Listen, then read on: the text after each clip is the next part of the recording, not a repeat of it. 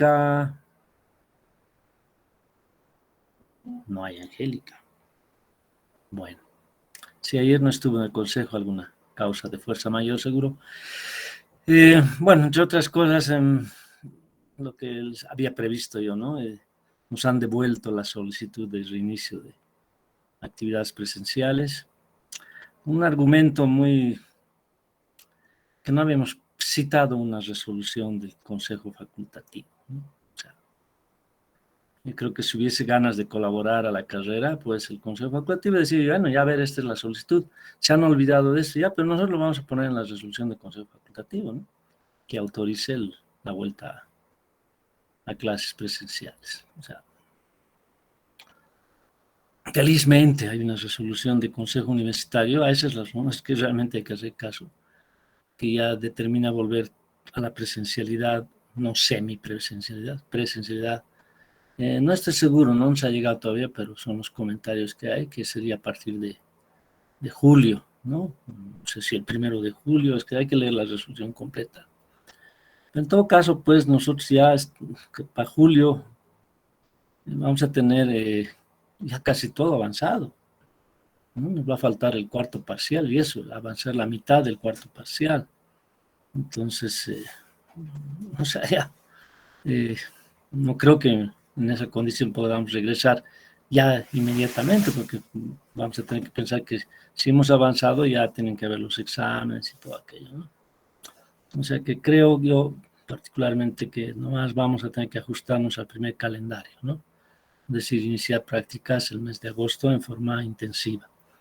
En biología ya les comenté la experiencia el año pasado, casi muy buena, y esta vez podría ser mejor, porque tenemos casi 2 meses más de prácticas, entonces vamos a hacer grupos más pequeños, trabajo un poco más personalizado, a pesar que el año pasado ya fue bastante, casi en forma individual. Alguna práctica sí hemos hecho de a dos, porque no es posible hacerla de uno en uno por las cosas que hay que hacer, ¿no? Desde una sola persona no puede abastecerse con todo el proceso, ¿no? Entonces se hace de a dos.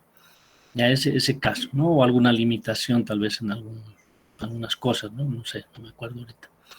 Pero microscopios, por ejemplo, tenemos 10 microscopios, uno por persona, y así, ¿no? Entonces, no me preocupa. Lo que me preocupa son sobre todo las prácticas de tercero y cuarto año, ¿no? Que yo ya, como estoy dando ahora una materia nuevamente cuarto año, y me han llegado mis alumnos que hace 3 años estaban en primero, que fueron los últimos de forma presencial, y han pasado a segundo y tercero en forma virtual, ¿no? Y yo me doy cuenta que realmente como habilidades, destrezas de laboratorio, pues no tienen casi nada, ¿no? Prácticamente nada. Entonces esa es la preocupación, ¿no? ¿Ya? Bueno, pero parece que a los que únicos nos interesa eso es a nosotros, ¿no? Bueno, ayer ha sido realmente un día de renegar en consejo de carrera, ¿no? Bueno, ya saldremos de este bache.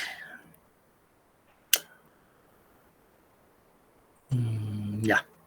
¿Alguna pregunta, consulta, inquietud que tengan sobre ese asunto?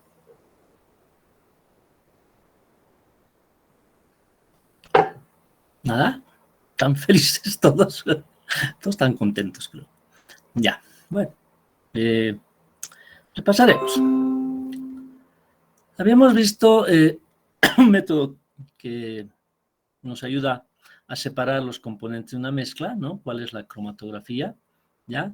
Uno de varios métodos, habíamos mencionado ahí, no una infinidad, pero sí muchos sistemas que nos permiten ir separando una mezcla en sus componentes, en mayor o menor grado, ¿no? Hay que pensar que de una mezcla nunca es posible separar absolutamente todo. Ya eso que quede bien claro. Es decir, puede haber métodos de separación que permiten purificar miles de veces algo, ¿no? Y esa es una medida de cuánto se purifica. Es decir, por ejemplo, dicen purificación de proteínas, se ha logrado una purificación de 40.000 veces. ¿Eso qué quiere decir? Que la proteína que, por ejemplo, estaba en muy poquita cantidad en la muestra, ¿ya? Ahora está 40.000 veces más concentrado, ¿no? Entonces eso significa, ¿ya? Pero no hay un método absoluto, ¿no? Ahí está la cromatografía, ya habíamos visto desde los más groseros, más gruesos de la decantación, la filtración, la evaporación, la destilación, la extracción. Nos falta uno muy importante que me había olvidado aquí, la centrifugación. Ya pueden aumentarle ahí a su papelito, a sus apuntes. ¿Ya?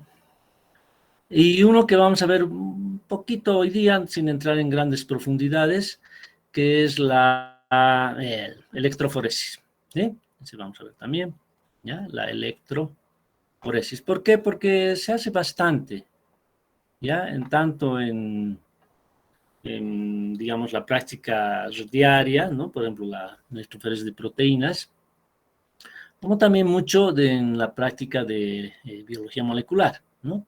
Donde obviamente ahí se hace más electroforesis de DNA, de RNA, etcétera. Ya por eso es que estuve pensando, inicialmente no pensaba tocarlo, pero creo que sí vale la pena, ¿ya? Vale la pena hacer el tema de electroforesis. ¿Vamos? Bueno, volviendo a cromatografía.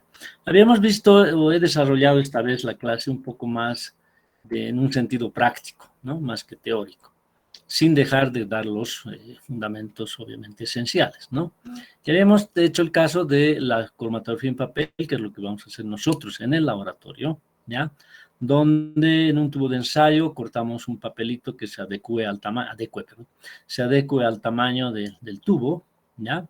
Que sobre un poquito a los lados y un poquito hacia arriba, suficiente, ¿no? Entonces es un papel filtro de alta calidad, ¿no? Lo usamos siempre para filtración, pero se llama papel filtro, que en este caso se constituye en la fase estacionaria. Acuérdense estos nombres, fase estacionaria, ¿ya? El soporte, ¿cierto? Sobre lo que vamos a separar, si quieren ustedes hablar así, ¿ya? Otro, se coloca un solvente o solventes, ¿no? Que vamos a llamar la fase móvil, ¿ya? Porque es la que se moviliza o la que moviliza a los componentes de la mezcla, ¿sí? Bueno, y ahí decíamos, hay tres tipos de interacciones, ¿no? O factores que inciden directamente en la posible separación. Primero, el tamaño de las moléculas, ¿no? Con lo que no podemos nosotros jugar, es decir, no podemos cambiar el tamaño de las moléculas, ¿sí? Y acordarse que sobre un soporte normalmente hay algunas excepciones que ya las verán más adelante, primero primero avanzan las moléculas más pequeñas, ¿no? ¿Ya? Y luego, por orden de tamaño, pues hasta finalizar con las más grandes, ¿ya? Luego está la interacción posible de las moléculas, es decir, ¿no? Los componentes de la mezcla, con la fase estacionaria. Habrá algunas moléculas que les guste más el soporte y otras menos. Y el tercero, que sí nosotros podemos jugar mucho, variar mucho, es la posible interacción de las moléculas que se quiere separar con el solvente o la mezcla de solventes o con la fase móvil, ¿no? Habrá algunas que son más afines al solvente y otras menos, ¿ya? Habíamos hecho una pequeña tablita para que ustedes tengan muy en claro qué es polar, qué es apolar, ¿no? Solventes polares, solventes apolares. Un poco en el orden, aunque aquí no estoy muy seguro, ¿ya? Pero no importa, ¿no? La idea es que el agua siempre es lo más polar, ¿ya? Y aquí sí creo que está bastante bien el orden. El hexano es lo más apolar que podamos encontrar, ¿no? Y entre estos, ¿sí? O entre estos podemos hacer diferentes proporciones. Obviamente no podemos mezclar estos con estos, ¿no? De repente, alguna vez les comentaba, en una cantidad muy pequeña de algo apolar, poder disolverlo, pero muy poquito se disuelve en algo polar, ¿ya? Eso tampoco es absoluto, ¿no? Siempre hay algo que se puede solubilizar en otra cosa, aunque sea una muy pequeña cantidad, pero sí es posible, ¿ya? Bueno, habíamos hecho el ejemplo, ¿no? ¿Para qué hacemos esto? Para nosotros encontrar la proporción adecuada para separar los solventes de una mezcla. Les había dibujado, esto lo vamos a comprobar en el laboratorio, de que, por ejemplo, yo puedo mezclar agua con etanol en diferentes proporciones, ¿no? En este caso, normalmente en el laboratorio hacemos 5, una donde hay todo agua y otra todo etanol, y ahí vamos variando en el intermedio las proporciones, ¿no?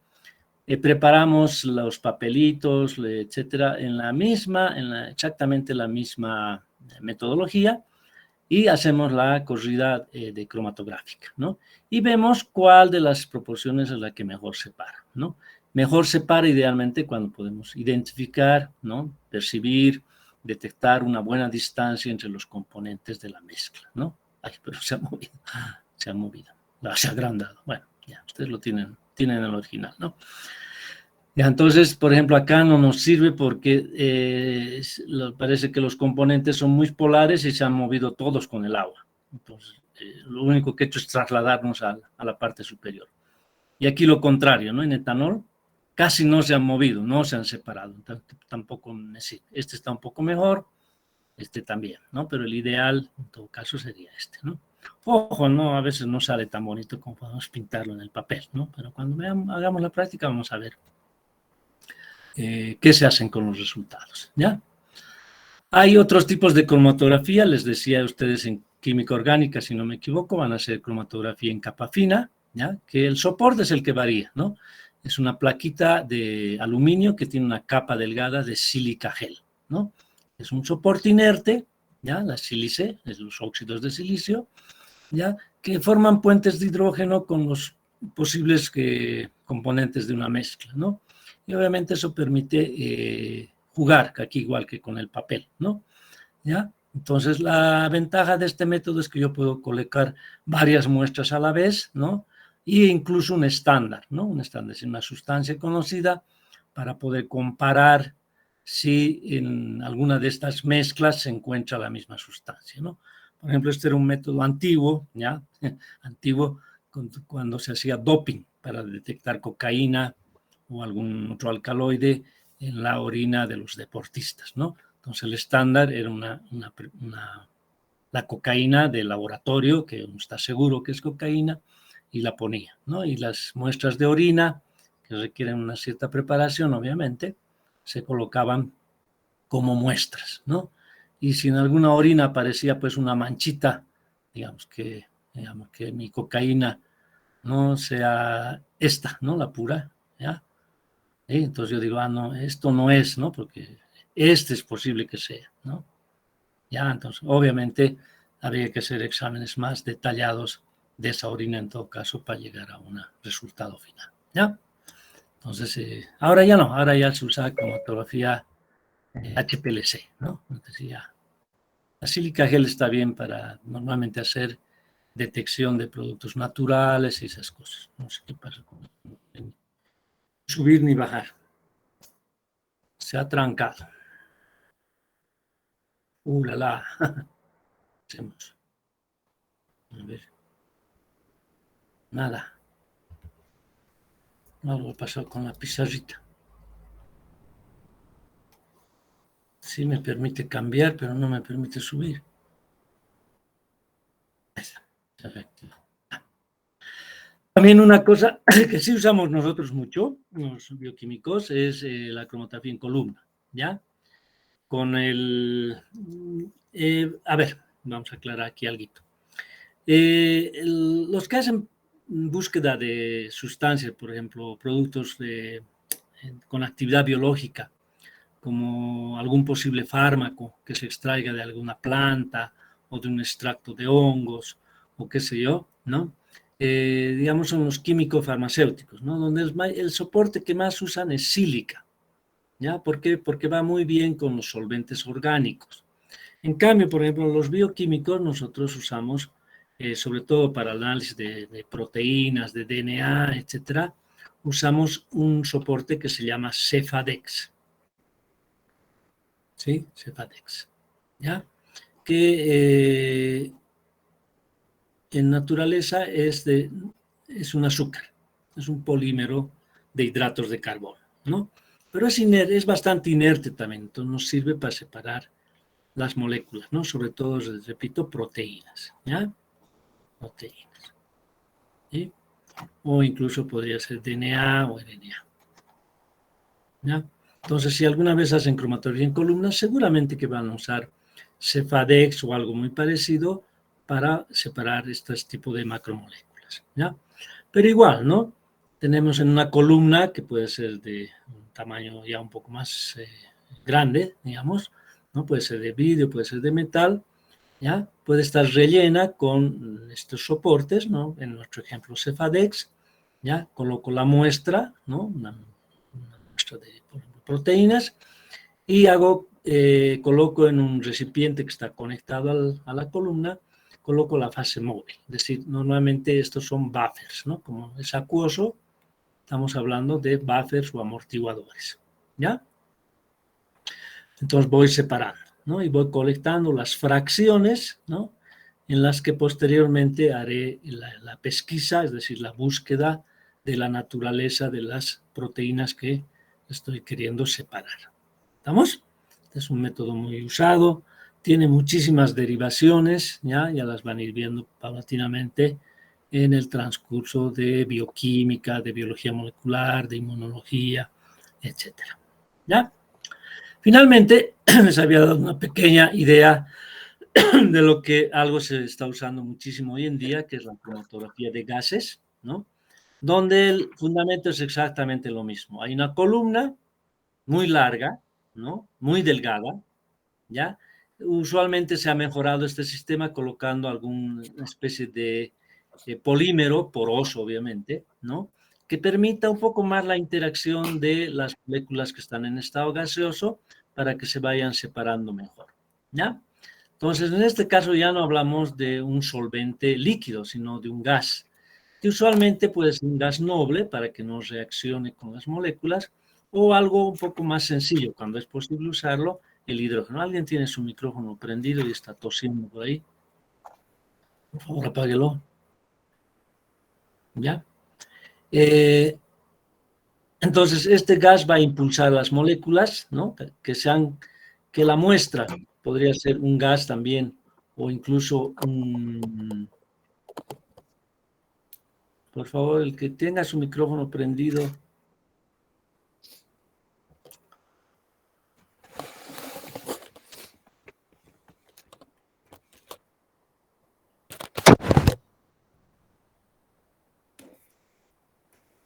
Ya, creo que ya lo apago. Uy, ya se fue. Una de dos. Ya, ¿qué decía? Que esta muestra, que normalmente se inyecta a través de un sistema que calienta la muestra, entonces igual entra en estado gaseoso, ¿no? Los gases, por la ley de Graham, les decía, donde el gas va a ser más lento mientras más grande es, ¿ya? La mezcla va a ir separándose, ¿no? Al final hay un detector que puede ser de diferente naturaleza, ya lo verán en análisis por instrumentación, qué detectores hay, y me ayuda a través, obviamente, de un sistema de registro, que uno ve unos piquitos que van saliendo, ¿no? Esto es muy bonito de hacer, ¿ya? Vamos separando los componentes de la mezcla, ¿no? ¿Sí? Bueno, esa es la cromatografía de gas. La cromatografía líquida de alta presión, ¿sí? Ya no usa un gas, usa obviamente solvente o solventes. Normalmente algún buffer o agua o algún metanol, etanol o incluso algunos solventes orgánicos, ¿ya? La columna es muy parecida, solamente, o sea, parecida en longitud y en grosor, ¿no? Obviamente los rellenos pueden variar, ¿ya? De acuerdo más o menos a lo que uno quiere separar, ¿sí? Entonces se inyecta también la muestra acá no lo piso, perdón, ¿sí?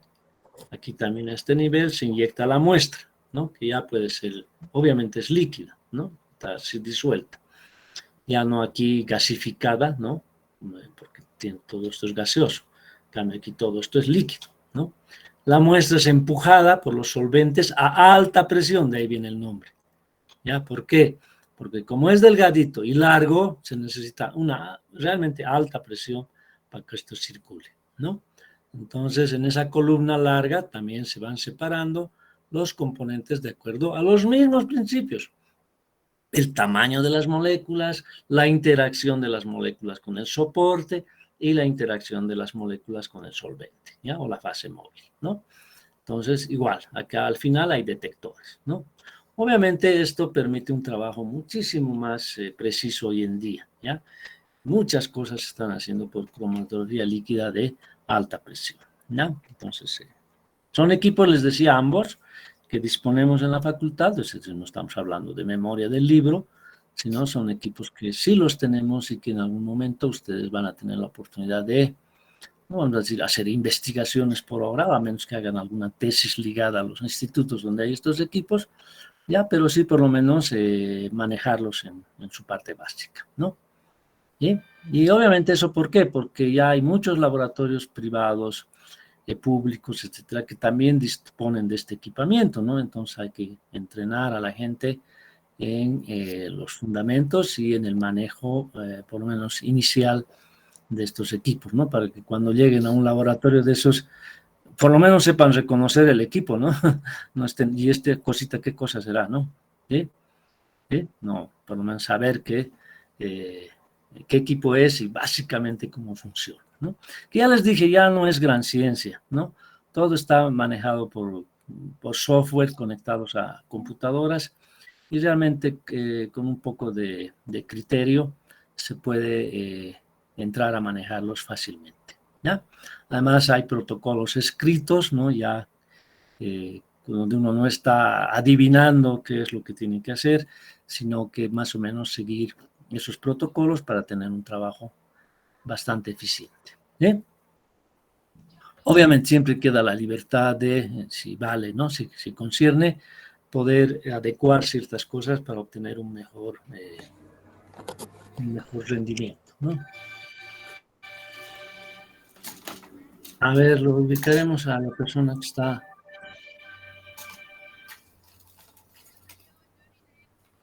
¿Cómo veo eso? Aquí estoy. Aquí lo vamos a detectar. ¿Quién está con su micrófono abierto? Evelyn Magalí Chávez.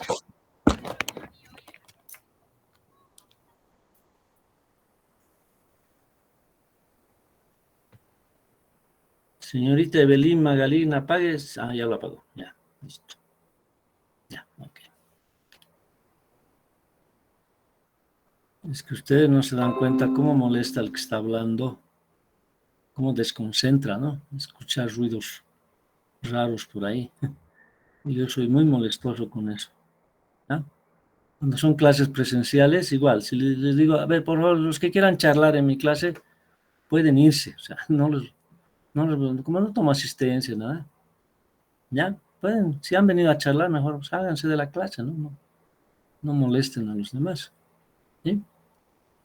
Nadie los obliga, ¿no? ¿Ya? Bueno, entonces vamos a ver un poco de electroforesis. Voy a abrir una pizarrita nueva.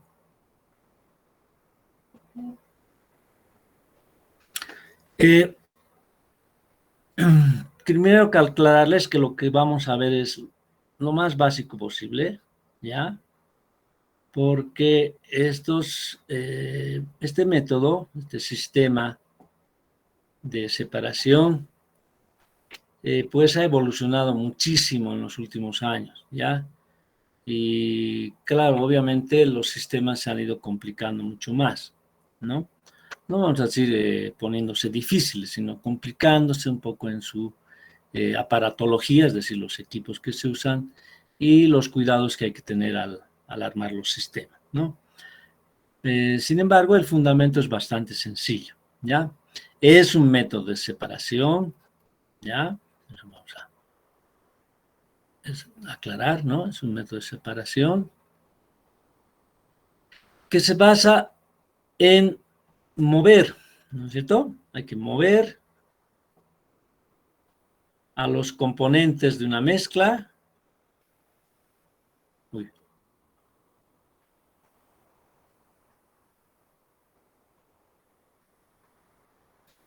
en un campo eléctrico. De ahí viene el nombre, ¿no? Electro, ¿ya? Campo eléctrico. Ese es el principio. ¿Sí? Y aquí vamos a aplicar aquello que habíamos dicho, que las moléculas pueden cargarse en forma positiva o en forma negativa, de acuerdo al medio ácido o básico en que las coloquemos. Por eso he sido tan insistente incluso había una pregunta de examen, ¿no? ¿Cómo se carga una proteína o un aminoácido, ¿no? Un aminoácido con carga positiva. Y obviamente muchos han contestado, ¿no? Se coloca en un pH ácido, ¿no? Un pH más ácido, los que han contestado mejor, aunque ya con esas respuestas les he hecho valer, los que han contestado mejor han dicho más ácido que su punto eléctrico. Esa era la respuesta completa, ¿no? ¿Ya? Pero ese es el principio, ¿no? ¿Ya? Entonces, ¿cómo podríamos decir? A ver, si yo tengo una molécula, ¿no? para repasar, ¿no? Yo tengo una molécula en su punto neutro. ¿Sí? Ahí tengo la molécula en su punto neutro. Es decir, carga, ¿cuánto sería? Carga neta igual a 0. 0, muy bien. Carga 0, ¿no? Digamos, aquí está la molécula. ¿Sí? Puede ser un aminoácido, puede ser DNA, lo que sea. Bueno, no tan lo que sea, ¿no? Pero básicamente esas moléculas, ¿sí? En un pH ácido, ¿ya?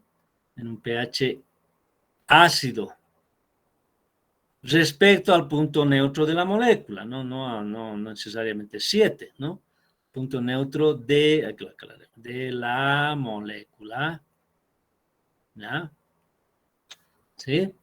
Si es más ácido, ¿qué carga va a tener esta molécula? Negativa. No, positiva, ¿no? Positiva. ¿Sí? Va a captar protones, entonces va a volver positiva, ¿sí? Y en un pH más básico, más alcalino que su punto neutro, ¿sí? La molécula va a adquirir una carga negativa. Ese es el principio, ¿ya? Ahora, ya que he logrado cargar a una molécula, o sea, positiva o negativa, la voy a poder mover dentro de un campo eléctrico. ¿Ve? A ver, vamos a tomar un ejemplo práctico porque creo que es más fácil explicar así. ¿Sí? Algo que los bioquímicos hacemos mucho. Después ustedes van a ver sobre todo más para algunas proteínas más específicas o van a ver mucho de esto en biología molecular al hacer pruebas con DNA. ¿Ya? Se usa mucho la electroforesis. ¿Sí? Pero ahora les voy a relatar un poquito algo que hacemos mucho los bioquímicos dentro de nuestra actividad incluso de laboratorio clínico. ¿Sí? ¿Han oído ustedes alguna vez o han visto este término proteinograma? ¿Qué es un proteinograma? Proteíno. ¿De dónde vendrá? ¿Están Las durmiendo? proteínas. Las proteínas. Grama, una descripción de las proteínas, ¿no? Esa es su etiología como palabra. Es decir, es una medición, sí, medición no me gusta mucho ese término, ¿no? Pero es una medición de las proteínas más importantes,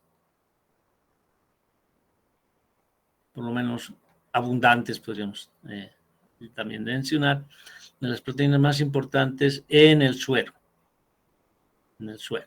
o si quieren, en la sangre.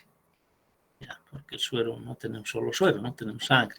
El suero es una parte de la sangre. ¿Ya? ¿Estamos? ¿Sí? ¿Para qué sirve? Sirve para dos cosas principalmente. Uno, evaluar el estado nutricional.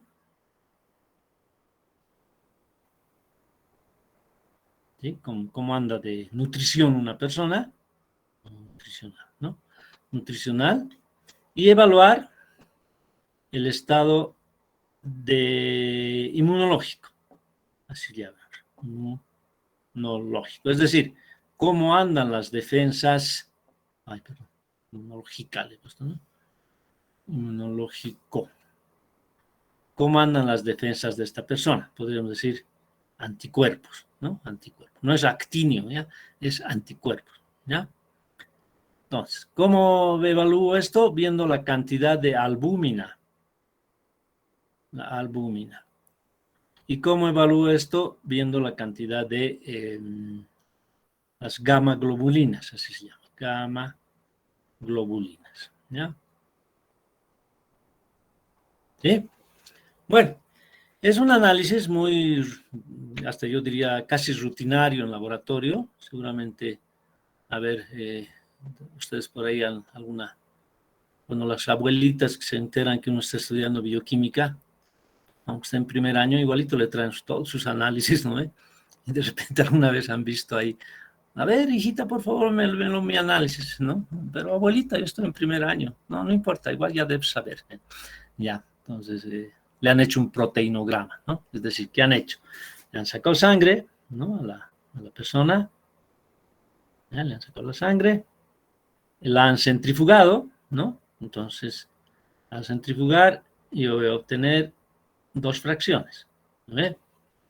Una fracción donde están mayoritariamente los glóbulos rojos, ¿no? ¿Sí? Ahí. Una capita delgadita de glóbulos blancos, plaquetas, ¿no? Y el suero, ¿sí? El suero. ¿Ya? El sobrenadante, ¿no? Translúcido, transparente, medio amarillento, ¿no? Obviamente por su contenido, ¿ya? Es suero. Entonces, este suero es el que me interesa, ¿no? Aquí voy a medir cuánto de proteínas, sobre todo estas dos, hay en ese suero. ¿Qué es lo que se hace? Fíjense. Normalmente lo que se hace es armar un sistema de esta manera, ¿ya? Esto lo van a ver en análisis clínicos en su momento, en tercer año van a ser, ¿sí? Ahí tenemos una cámara, así se llama, ¿no? Cámara. En realidad es una especie de tupper, ¿no? Un tuppercito, ¿ya? Que tiene una especie de base acá, una base, ¿sí? Ah, bueno, ya no. Ah, puedo moverlo. Guay. Una base sólida, ¿no? Sólida. ¿Ya? Acá se coloca, ay, debía haberla hecho más alta. Bueno, no importa. Acá se coloca un buffer, ¿sí? Un buffer, es decir, una solución, ¿no? De determinado pH, ¿sí? Y esto me molesta. Y acá se coloca el papel, porque esto se hace en papel de nitrocelulosa, ¿ya? Un papel, vamos a pintarlo así, ¿no? Bueno, ahí ya. Ahora está en contacto con esto y acá está en contacto con esto, ¿no? Ya es un papel de nitrocelulosa, es decir, a la celulosa se le han incorporado grupos nitro, ¿no? Para mejorar su capacidad de separación, ¿ya? Esto está conectado a una fuente de corriente continua. ¿Qué quiere decir eso? Que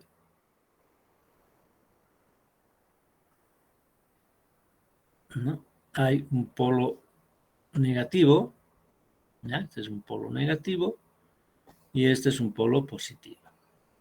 ¿Sí? Bueno, ¿qué es lo que ocurre acá? Fíjense. Lo que ocurre acá es lo siguiente.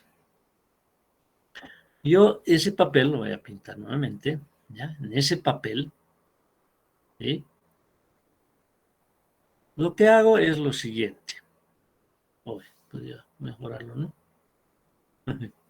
Haciendo uso de la reglita, ya. En ese papel, lo que hago es lo siguiente. Voy a subir un poquito.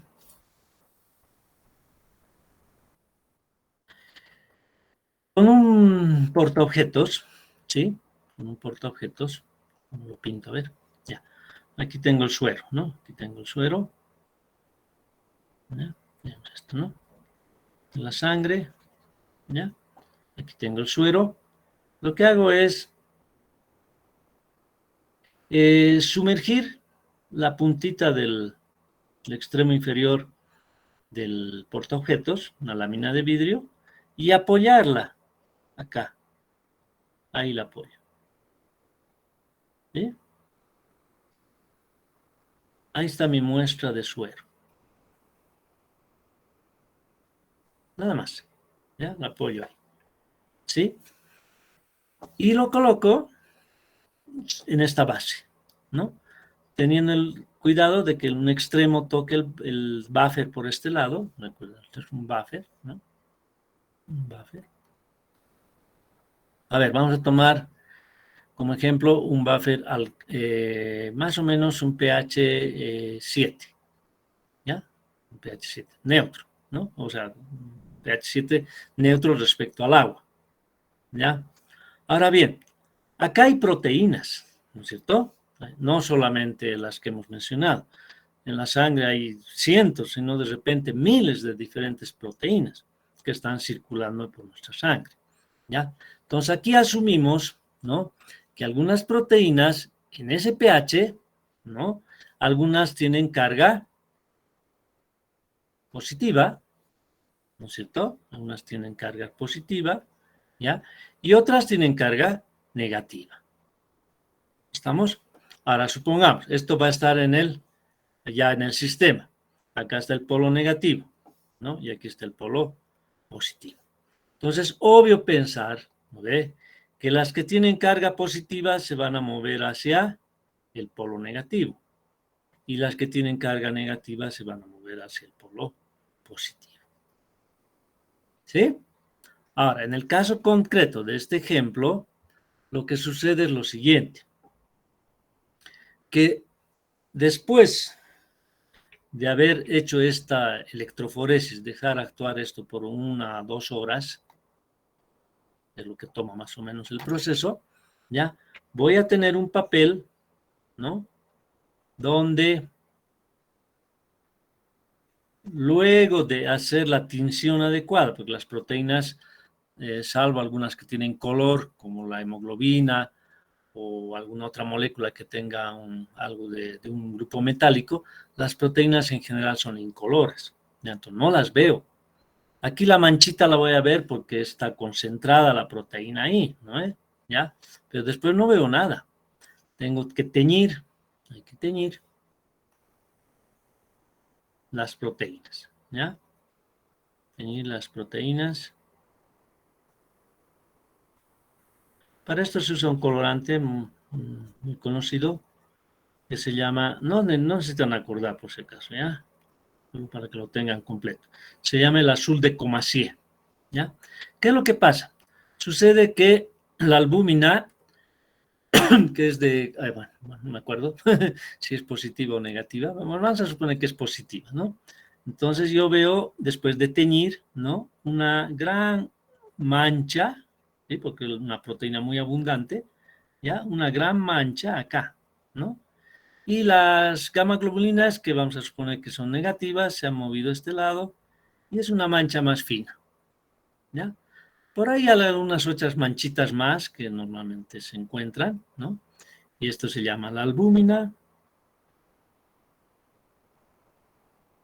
Esto se llama la fracción alfa, la fracción beta y la fracción gamma, ¿no?, que son las que nos interesan, o que son las gamma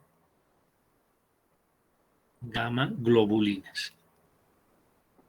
¿Sí?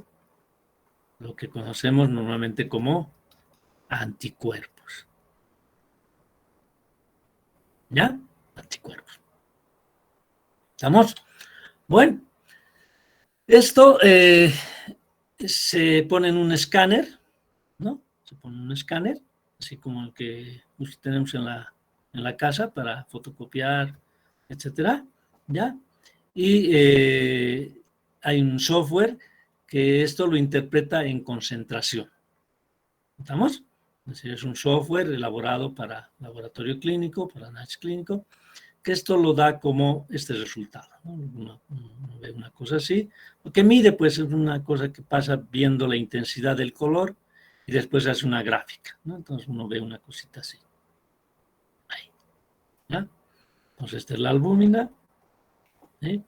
Esta es la fracción alfa, la fracción beta y la fracción gamma, ¿ya? Y de acuerdo a esto, es decir, el ancho del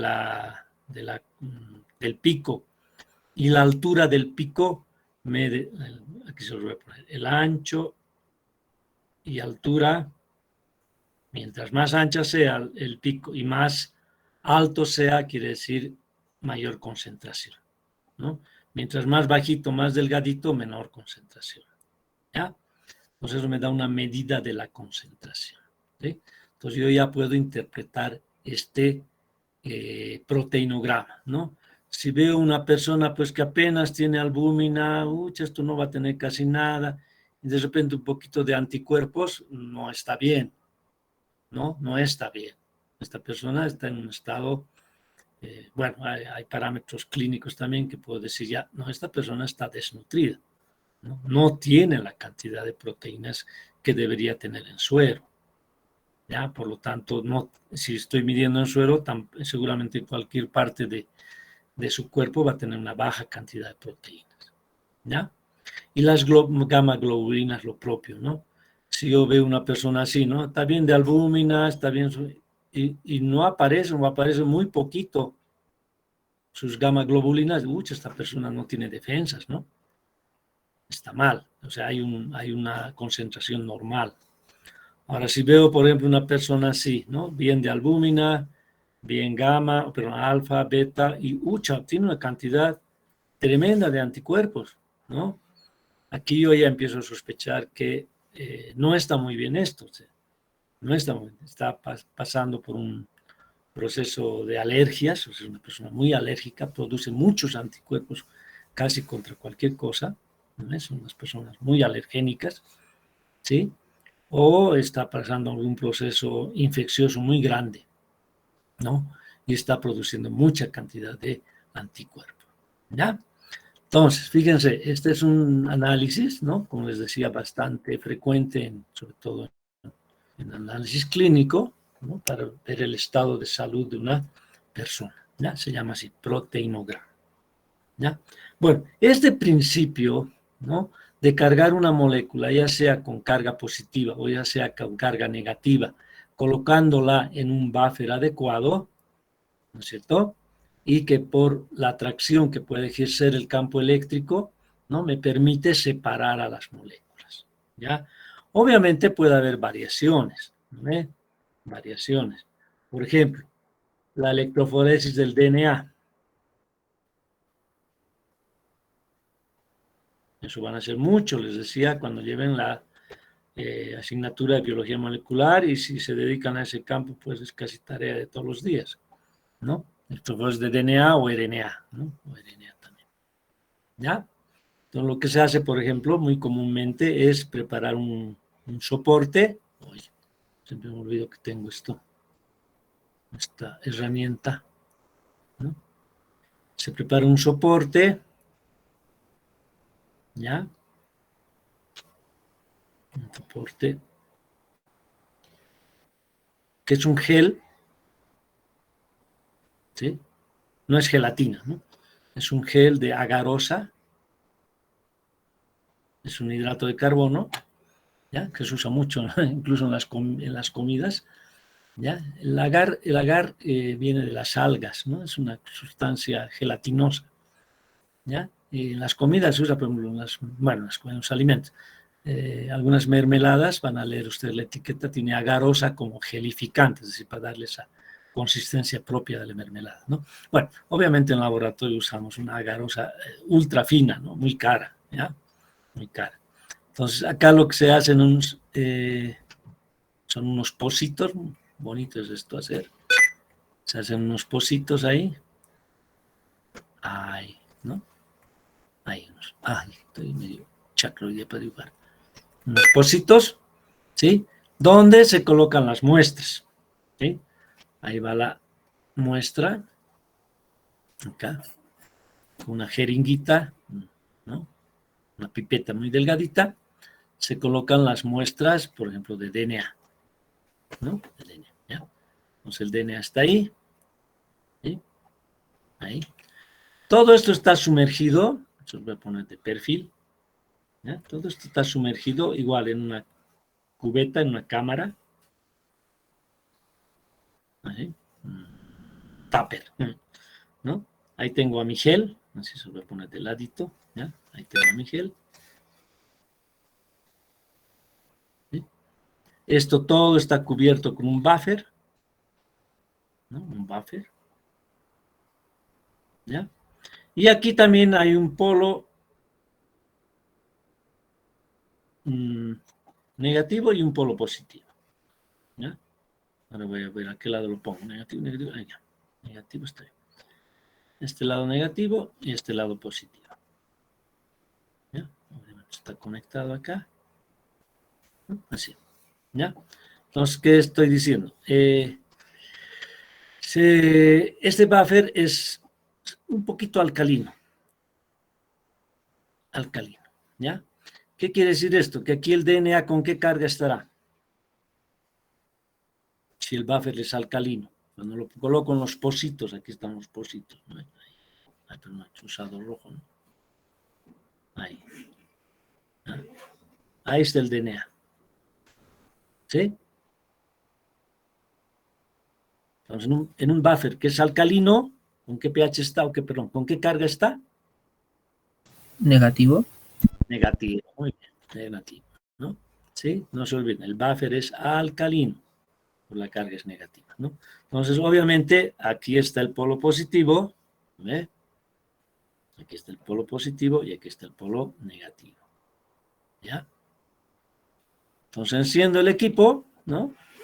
Es como esos estabilizadores de corriente muy parecidos, ¿no? Que me botan corriente continua, ¿ya? A esto sí se trabaja con altos voltajes, 500 voltios, 1000 voltios, 2000 voltios, etc. Los voltajes son muy altos, ¿ya? Y obviamente por la atracción de la carga, ¿no? Si esto el DNA está con carga negativa, va a empezar a moverse hacia el polo positivo, ¿ya? Entonces, luego de teñir también el DNA, hay varias formas, normalmente se lo hace con una sustancia que se llama bromuro de etidio, ¿ya? Os voy a escribir. Bromuro de etidio. Un mutágeno muy peligroso, eso es lo malo, ¿no?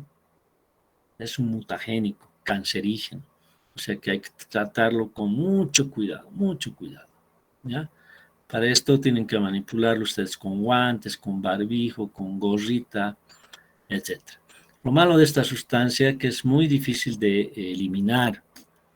Y hoy en día el mundo está lleno de recipientes de bromuro de etidio que proceden de los laboratorios de donde se trabaja con esto, ¿ya? Que no se sabe qué vamos a hacer con eso, ¿sí?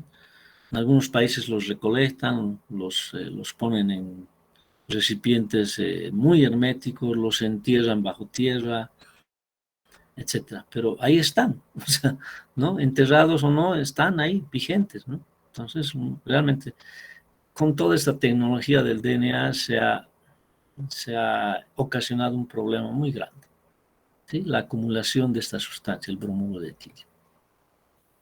Bueno, alguna vez se le dará alguna solución.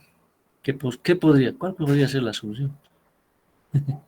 No hay, no es como no es el material, claro, esto se va descomponiendo, pero muchísimo tiempo, ¿ya? Es igual que el material radiactivo, ¿no?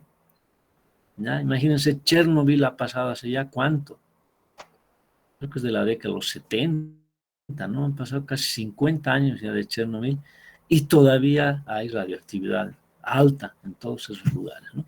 Aquí esto no es radioactivo, pero es mutagénico, produce mutaciones, produce cáncer. ¿Sí? Bueno, esa es la electroforesis, ¿no? Repito, un método de separación, ¿no? Que consiste, en este caso, en mover a los componentes de la mezcla en un campo eléctrico, ¿no? Aprovechando que en un pH ácido se pueden cargar las moléculas positivas y en un pH alcalino las moléculas negativas, ¿no? Entonces yo las puedo ir separando, obviamente, sobre un soporte. Aquí también hay un soporte, ¿no? Que en este caso era un papel, ¿ya? Y en este caso era un gel, ¿no? Ahora ustedes cuando ya lleven biología molecular van a ver que hay no solo agarosa, hay por ejemplo la acrilamida o algún otro tipo de geles que se han desarrollado últimamente para poder separar mejor, ya sean proteínas o ya sea ácidos nucleicos, ¿ya? Para eso se usa principalmente proteínas y para ácidos nucleicos. ¿Bien? Bueno, ¿alguna pregunta? Un descansito 5 minutos, por favor, ¿ya? Mientras piensan en alguna pregunta.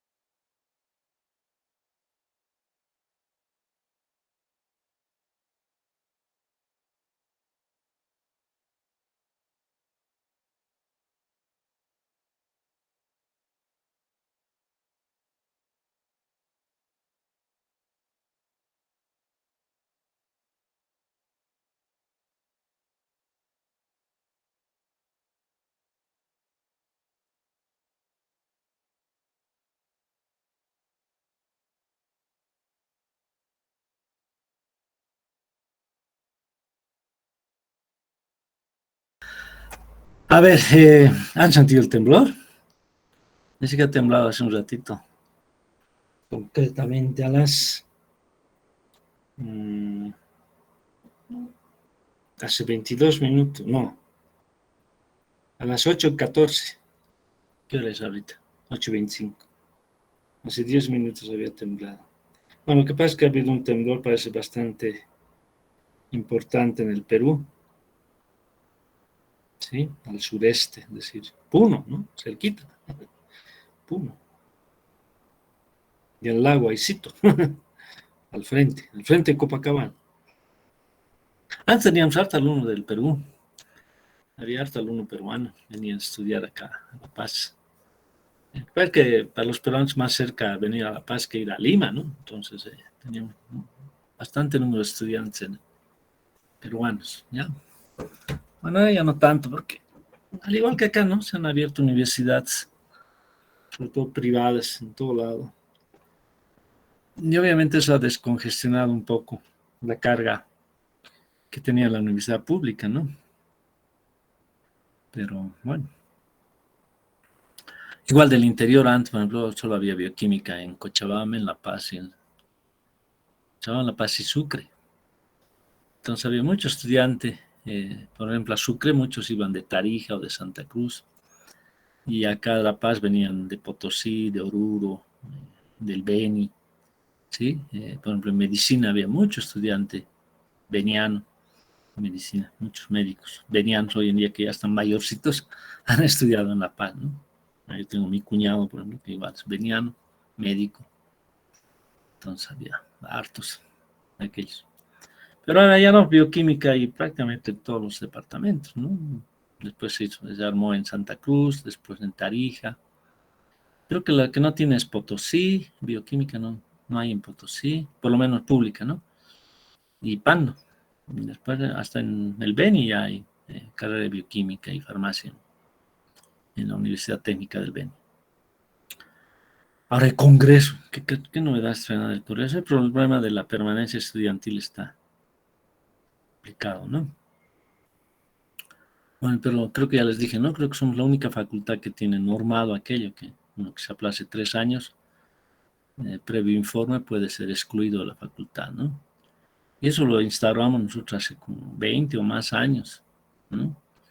Y siendo que nosotros somos la facultad, ya les contesto, con mayor índice de titulación y con la menor edad promedio en toda la UNSA, ¿no? Entonces, ¿qué quiere decir eso? Que nuestros alumnos no se quedan como los dinosaurios que estamos escuchando hablar tanto, ¿no? Entonces, así todo, en cogobierno, es una asamblea con todas las de la ley, se incorporó ese artículo de la permanencia estudiantil en nuestro estatuto orgánico, ¿no?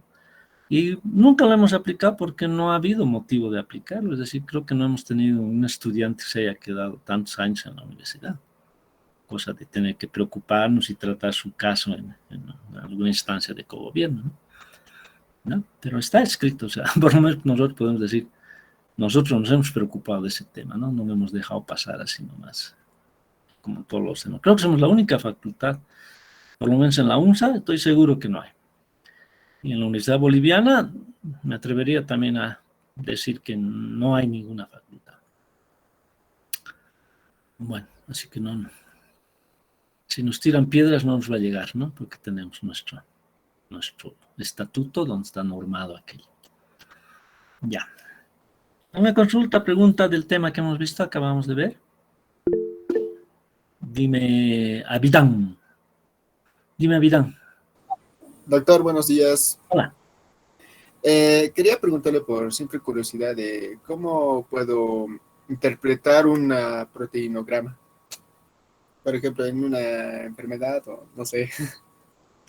Bueno, les he dado... O sea, la idea no es interpretar, ¿no? Ustedes van a llevar asignaturas, análisis clínico en tercer año, donde van a hacer esto. Sí, ahí les van a enseñar a interpretar. Además, tienen que tener una buena base de fisiología, ¿no? Es decir, para entender esto.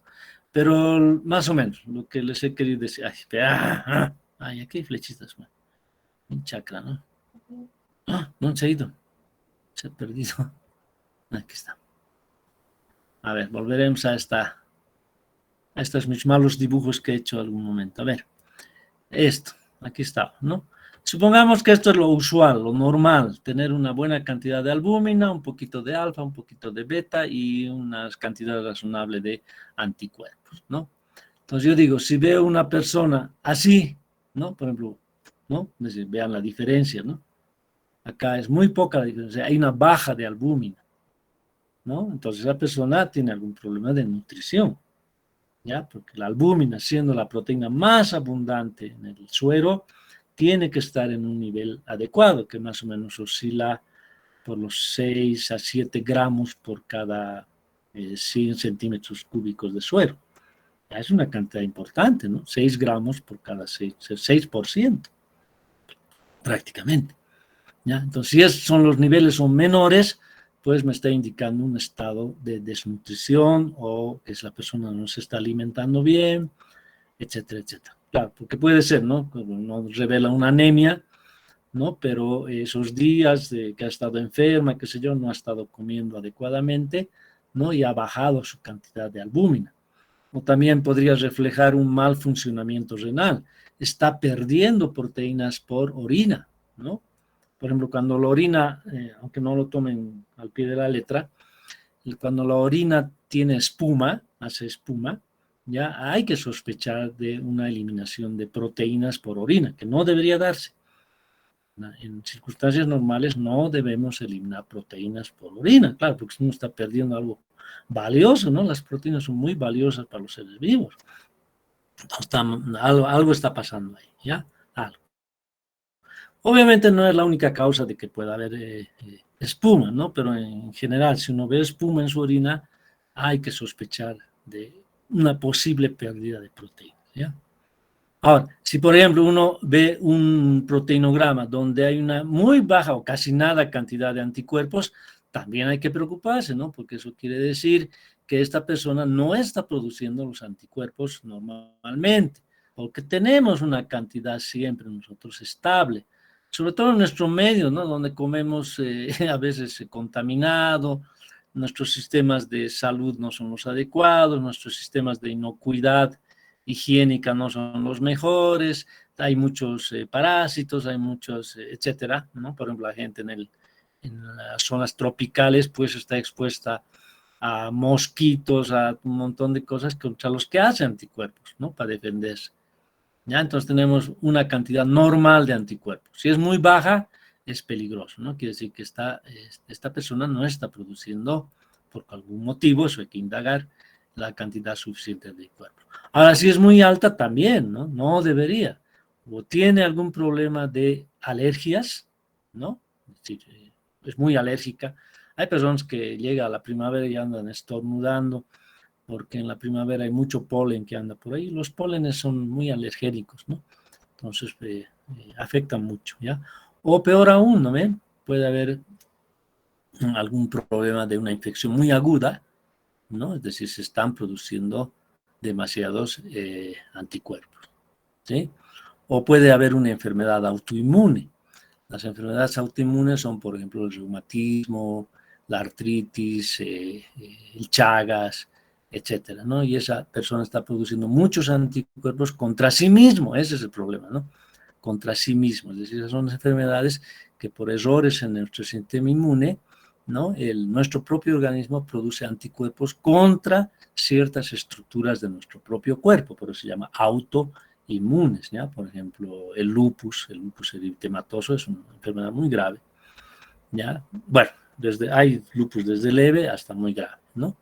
Entonces bueno, eso te repito, Abidán, con calmita lo van a ver en análisis clínico y en fisiopatología, ¿ya?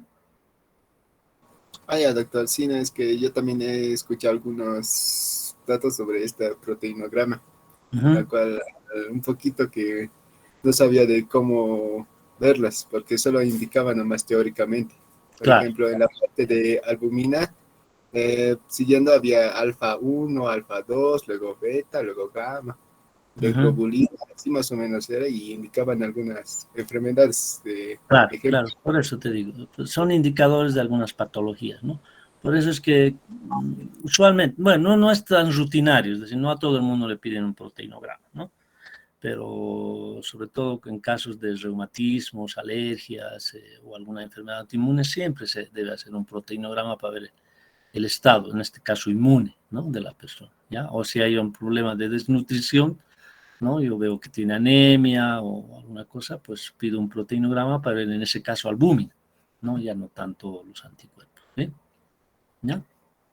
Ya, Bueno, doctor, muchas ok. gracias. No, ¿por qué? Pues. Bueno, ahora sí. Ahora sí entramos a lo que nos concierne en sí más en el capítulo, ¿no? Pero sin embargo, vuelvo a repetirles, yo me tomo este tiempo de ver métodos, etcétera, porque eso no está en el libro, ¿no? No está en el libro, ¿ya? Y no van a encontrar un libro de biología básico donde haya un poco en detalle lo que hemos ido viendo, ¿ya? Normalmente se van directo a las estructuras, como si todo eso hubiera salido de eso, Dios sabe de dónde, ¿no? No, ustedes ya saben ahora de dónde ha salido, ¿no? ¿Por qué las imágenes? ¿Por qué el microscopio nos permite ver estructuras hasta cierto nivel, el microscopio óptico, el microscopio electrónico? ¿Por qué tiene tanta resolución, tiene tanto aumento, etcétera? O saber cómo se ha ido determinando cuál es la naturaleza de los componentes de las estructuras celulares, ¿ya? Por eso hemos visto cromatografía, por eso hemos visto electroforesis, etcétera, ¿ya? Para que sepan que no ha salido de la nada, ¿no? No, ¿sí? Estos son procesos muy largos, décadas, donde se ha ido acumulando información para llegar a conocer lo que sabemos hoy de estructura celular, ¿ya? Entonces ahora sí vamos a entrar a usar bastante el libro. Uy, ¿dónde estaba el libro? Por aquí. Ahí está. Ah, bueno, lo tengo en otro capítulo porque este libro también lo estoy usando en algunas clases de cuarto, porque he encontrado el capítulo de ecología, ¿sí? Ecología es el capítulo, ¿no? ¿Qué se llama? Ecosistemas. Ecosistemas donde están muchas cosas que tienen que ver con nuestro medio ambiente, ¿no? Ahí estamos revisando los ciclos del nitrógeno, del fósforo, del agua, de la energía, etcétera, ¿ya? Lo que nosotros nos concierne está más o menos en la página 56 más 32, 88, ¿no? Creo. No estoy muy bien en matemáticas últimamente. Okay. Ya. Estructura y funciones de la célula. ¿Ya? Con los auxiliares ya, ya se deben haber aburrido porque ya han debido acabar hasta los cuestionarios, ¿o no? ¿O me equivoco? A ver, coméntenme. ¿Alguien me puede comentar algo sobre en qué están con los auxiliares? ¿Nadie? A ver, Franz. Pobre Franz. Franz, ¿estás ahí? Me dice que se ha ido Franz. Franz, ya. A ver, coméntame en qué andan con los auxiliares.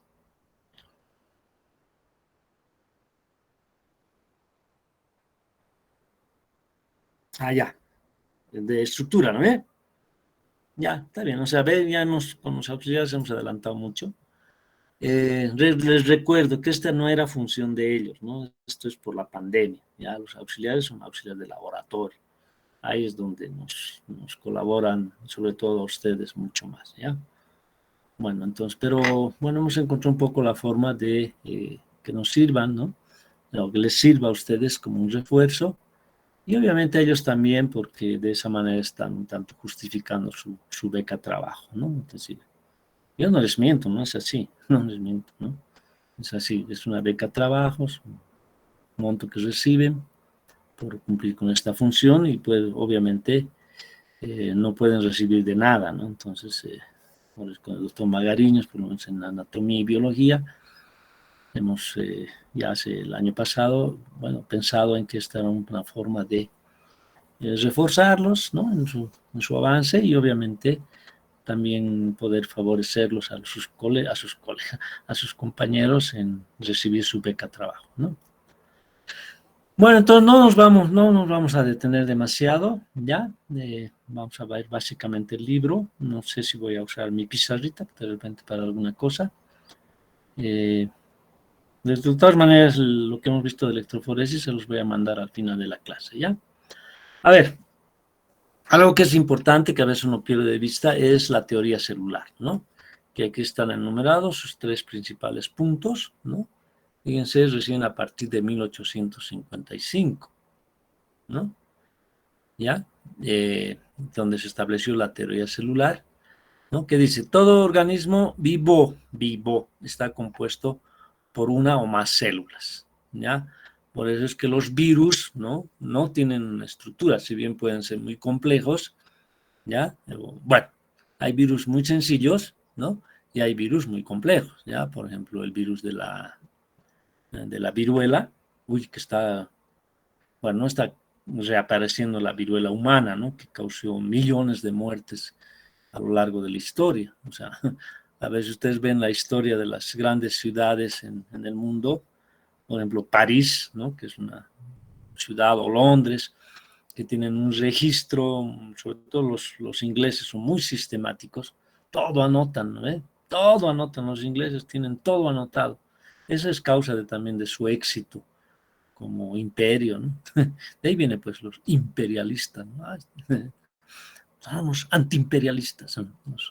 Nos rasgamos las vestiduras siendo antiimperialistas, después comemos en Burger King, tomamos Coca-Cola, nos gusta tener dólares en el bolsillo.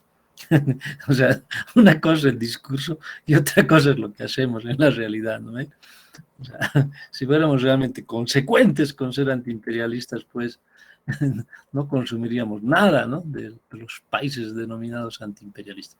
Que han sido imperios, pues eso no nadie lo duda, ¿no? El Reino Unido, Inglaterra, etcétera, en algún momento fue dueño, así, poseía más del 50% de la superficie terrestre. Tenían cientos de colonias en todo lado, ¿no? ¿Sí? Y obviamente poco a poco las ha ido perdiendo o las ha ido dándole la soberanía, ¿no? ¿Ya? Entonces, ¿cómo hemos caído a hablar de eso? Ya me he olvidado. Bueno, de la viruela. En esos países, por ejemplo, Londres, ¿no? Que podía en algún momento llegar hasta 1 millón de habitantes, en los 1600, 1700, pues de repente caía nuevamente a 100.000, 200.000, porque 800.000 personas morían por la viruela, ¿no? O la peste negra, también se llamaba así, ¿no? Cuando estamos hablando de los virus, ¿no? La viruela. Grave, ¿ya? Hasta que se logró en la década entre los 60 y los 70, erradicar de la población humana, ¿no? ¿Gracias a qué? ¿Gracias a qué?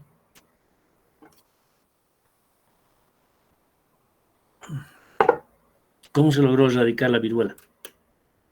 Por decreto. Desde hoy día no hay más viruela. No fue así, ¿no? ¿Cómo se erradicó? Bueno, ustedes ya no han pasado por eso, pero yo todavía, en los 60 era niño. Nos vacunaban, pues, ¿no? Nos vacunaban contra la viruela, ¿ya? Entonces, eran unas campañas masivas, ¿no? Después, poco a poco, fueron disminuyendo, ya después solo se hacían vacunar o nos vacunaban a las personas que viajábamos al exterior, ¿no? Por ejemplo, antes nadie podía viajar si no estaba vacunado contra la viruela, ¿ya? Y así, esa campaña, pues, dio lugar a que desaparezca, ¿no? Y ahora está apareciendo una viruela del mono, ¿no? Es decir, por alguna razón, la viruela, que es una enfermedad muy antigua y que obviamente no solo ha atacado a los seres humanos, sino también a muchas otras especies, sobre todo los monos, pues de alguna manera ha saltado o está contagiando a los seres humanos, ¿no? ¿Sí? Un poco también lo que muchos asumen sobre el coronavirus, ¿no? O que el COVID, ¿sí? Que parece que ha venido de otra especie, ¿no? Bueno, todo organismo está compuesto por una o más células, ¿ya? Por una, claro, los organismos unicelulares, ¿no? Y más los pluricelulares, ¿sí? Los organismos vivos más pequeños son células únicas y son las unidades funcionales de los organismos multicelulares. ¿Qué quiere decir esto? Que los unicelulares de por sí son un organismo. ¿ya? Un organismo unicelular. O sea, esa célula única cumple todas sus funciones, se alimenta, crece, se reproduce, muere, etcétera, etcétera, ¿ya? Y en los multicelulares son las unidades funcionales. Claro, todos nuestros tejidos, órganos, etcétera, están hechos de células, ¿no? Iguales en el caso de los tejidos, ¿no? Así es la definición, y combinadas para formar los órganos, ¿ya? Y entre varios órganos forman un sistema o aparato, ¿no? Y todas las células proceden de otras células. Eso es un principio básico, ¿no? Es decir, ninguna célula aparece porque aparece así, ¿no? Como alguna vez se pensó. ¿Se acuerdan de la teoría de la generación espontánea? ¿Alguien se acuerda? En colegio se llevan esas cositas, ¿no? Donde algún investigador, bueno, investigador se lo puede llamar investigador, algunos científicos de ese tiempo pensaban que, por ejemplo, las moscas se originaban de la carne podrida, ¿no? Claro, porque dejaban la carne ahí y, claro, de repente no tenían los instrumentos para percatarse, pues de repente aparecían moscas, ¿no?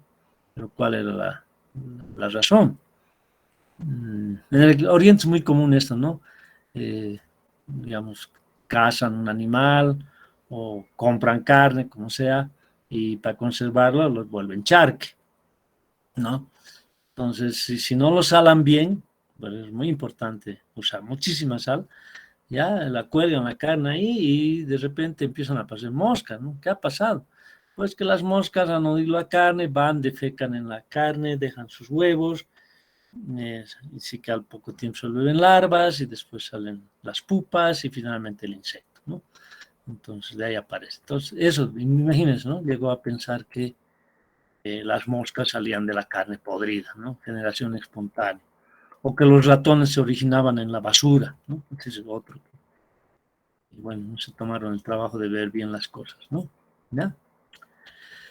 Bueno, ¿cuáles son los atributos básicos de las células? Esto ya lo han debido responder, ¿sí? El tamaño, ¿no? Entre 1 y 100 micras, ¿sí? Y eso obedece a aquel principio de la relación área-volumen, ¿no?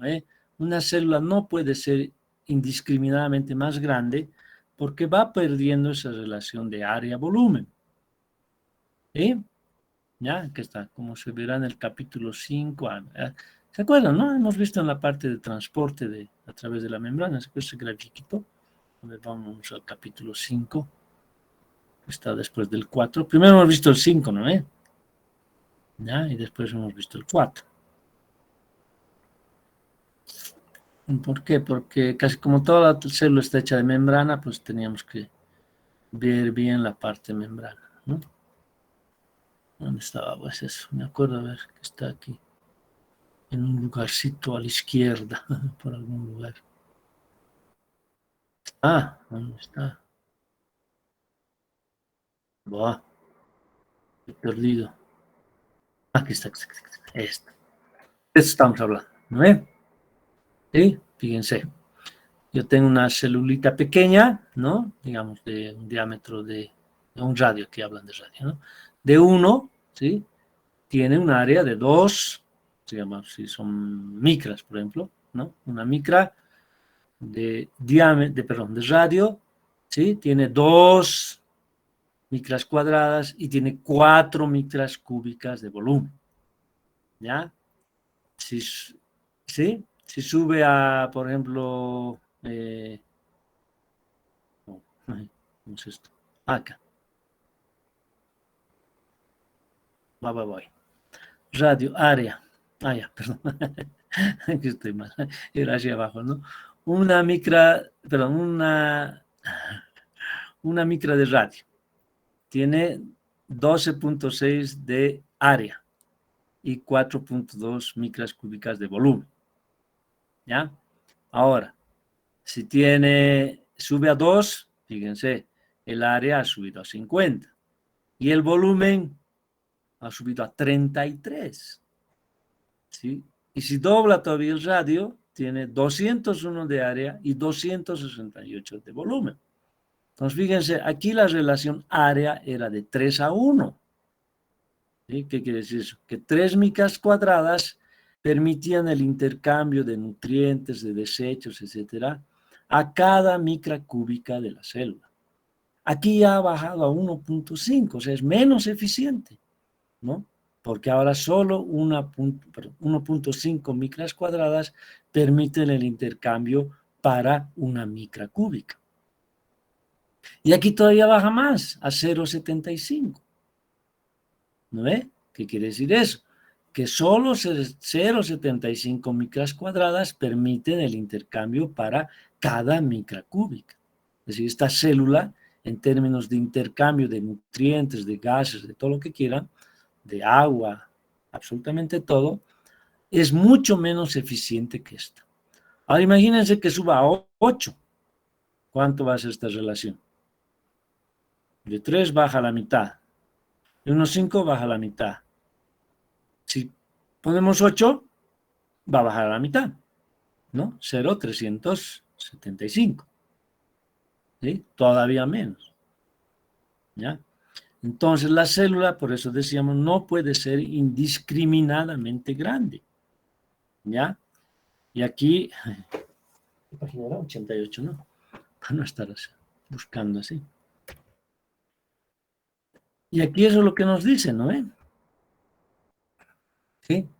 Que van desde una micra, no sé, bueno, a bacterias, ¿no? Aquí pues están hablando de las bacterias, ¿ya? Que son, hay en general las bacterias tienen como promedio unas 3 micras, de 3 a 5, pero hay algunas más pequeñitas, ¿ya?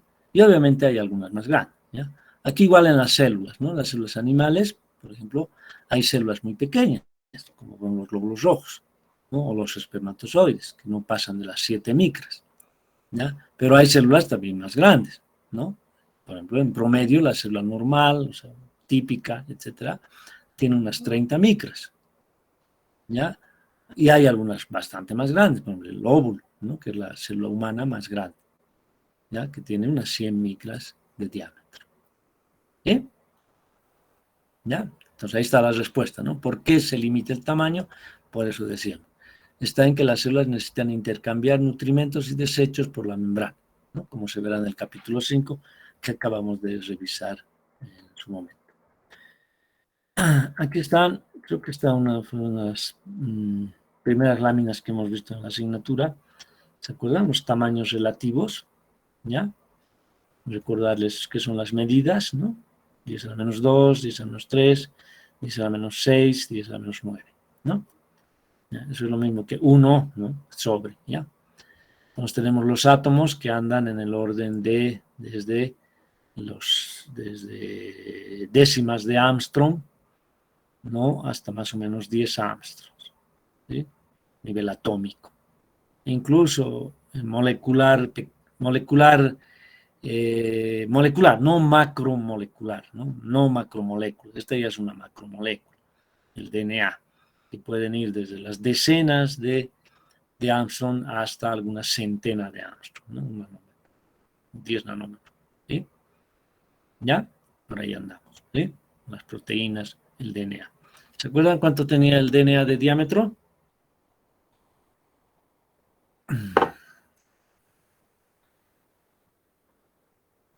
DNA,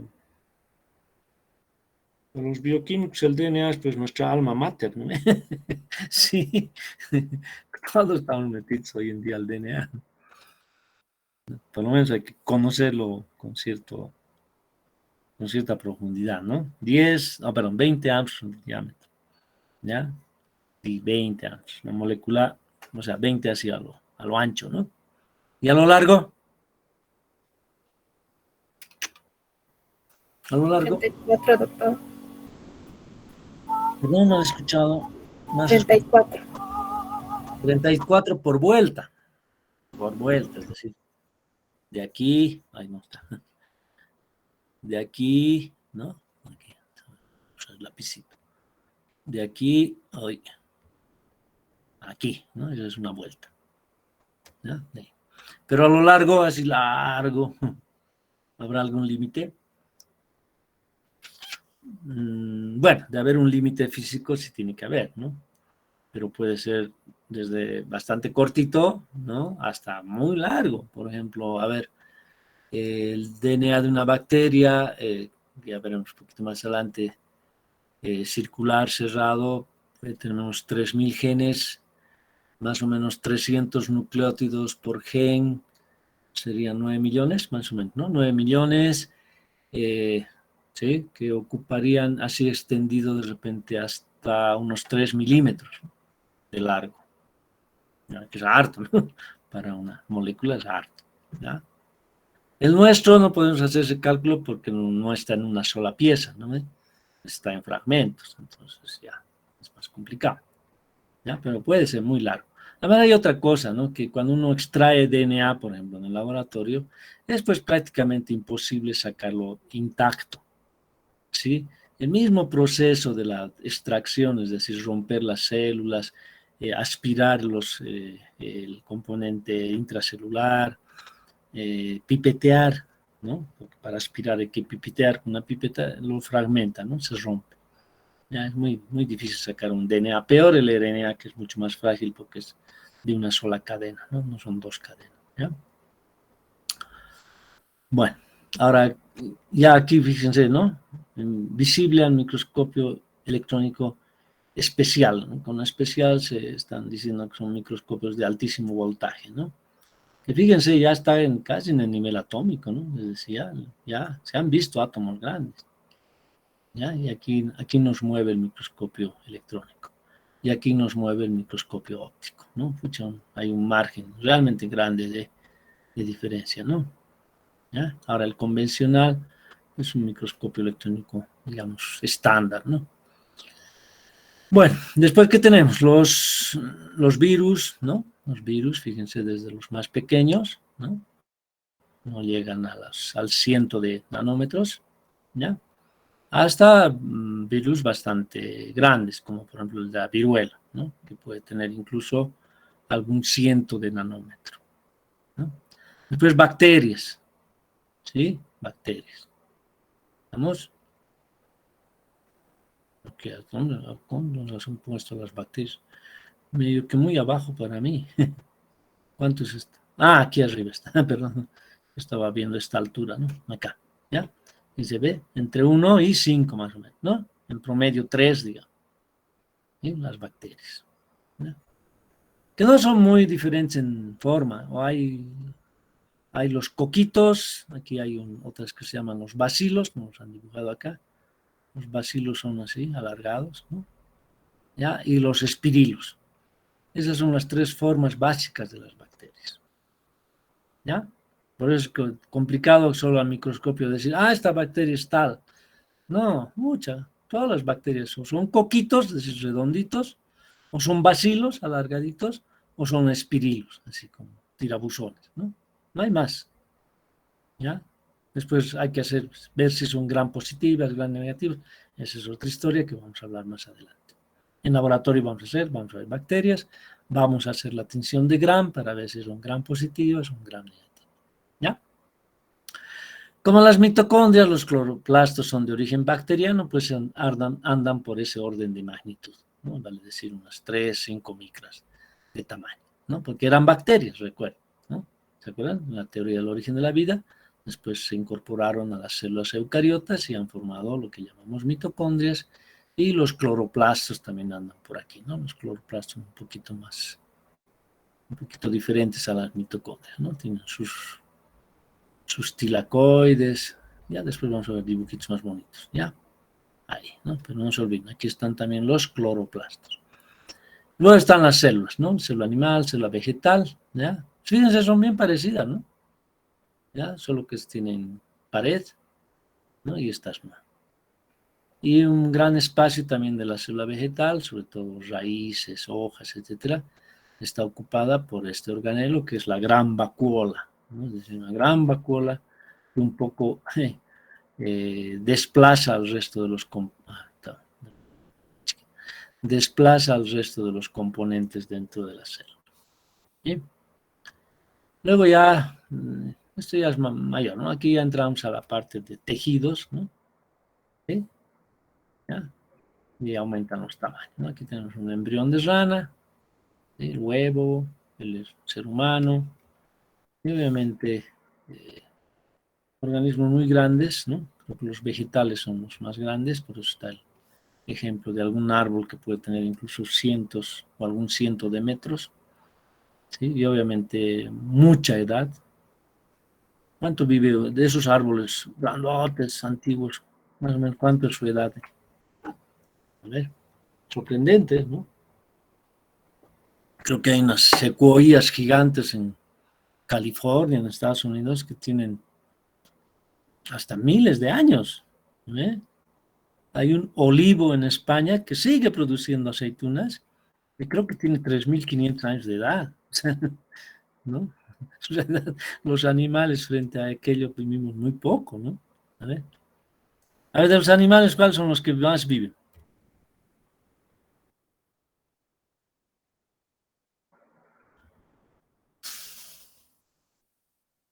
¿Qué son las tortugas? ¿No? ¿No lo he escuchado? Creo que son las tortugas, doctora. No, no lo entiendo, está más despacio. Más lento, no más despacio, más lento, hábleme, a ver. Las tortugas, dice. Las tortugas. Sí, había una tortuga que se llamaba en las Islas Galápagos. Ay, no me acuerdo, tenía un nombre bien bonito. Se ha muerto de más de 150 años, ¿no? La tortuga. Ha muerto, pero ya. Está registrada su muerte. No son los más antiguos.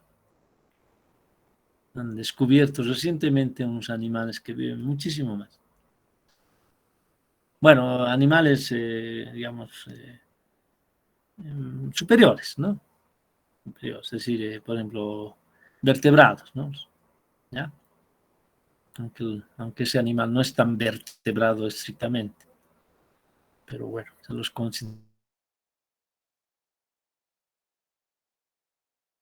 en ese grupo.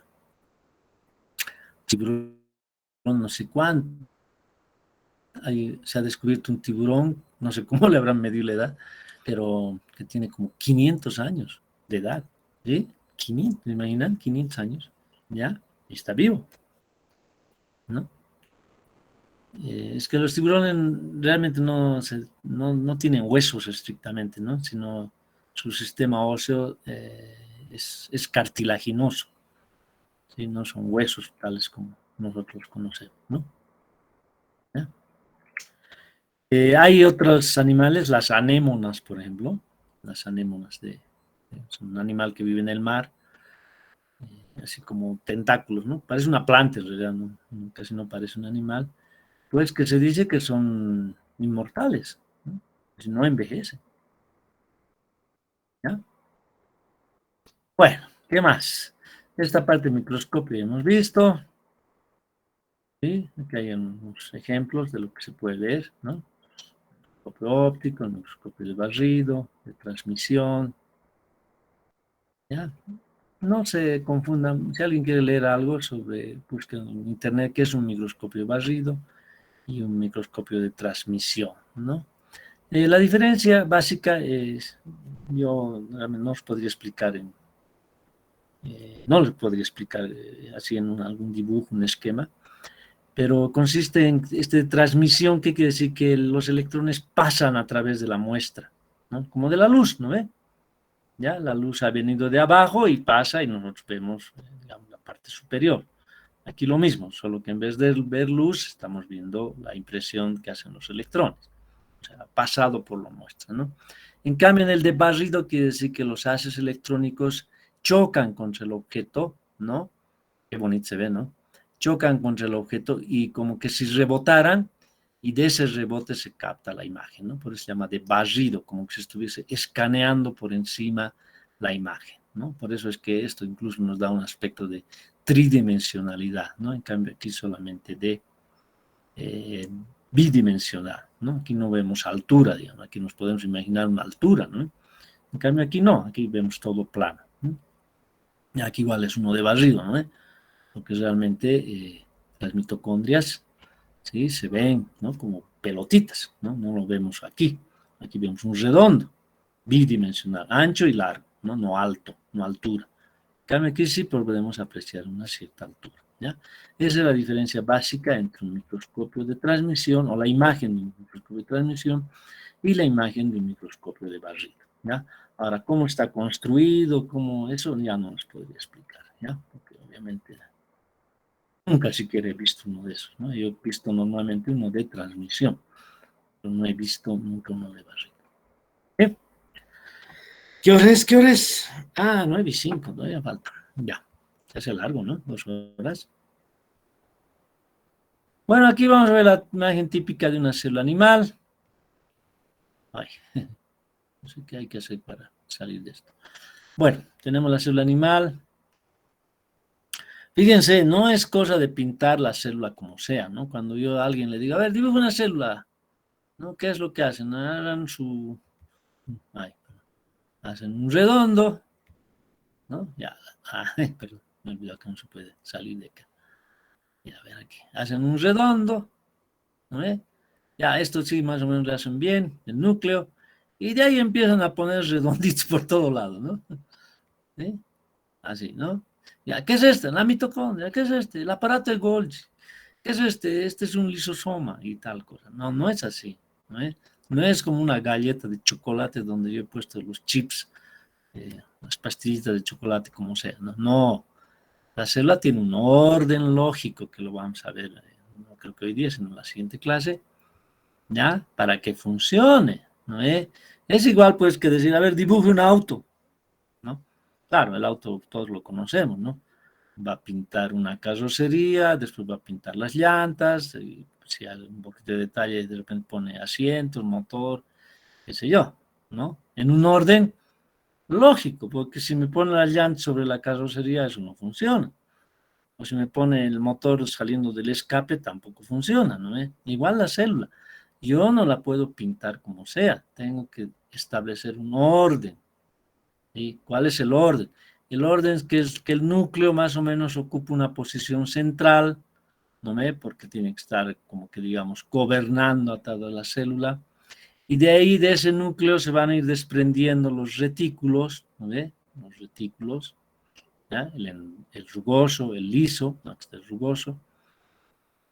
Aquí está el liso como una especie de continuación. Fíjese, la membrana, mire, esta es la envoltura nuclear, pero no membrana, la envoltura nuclear, que es como una doble, como dos membranas, ¿no ve? No es una sola como esta.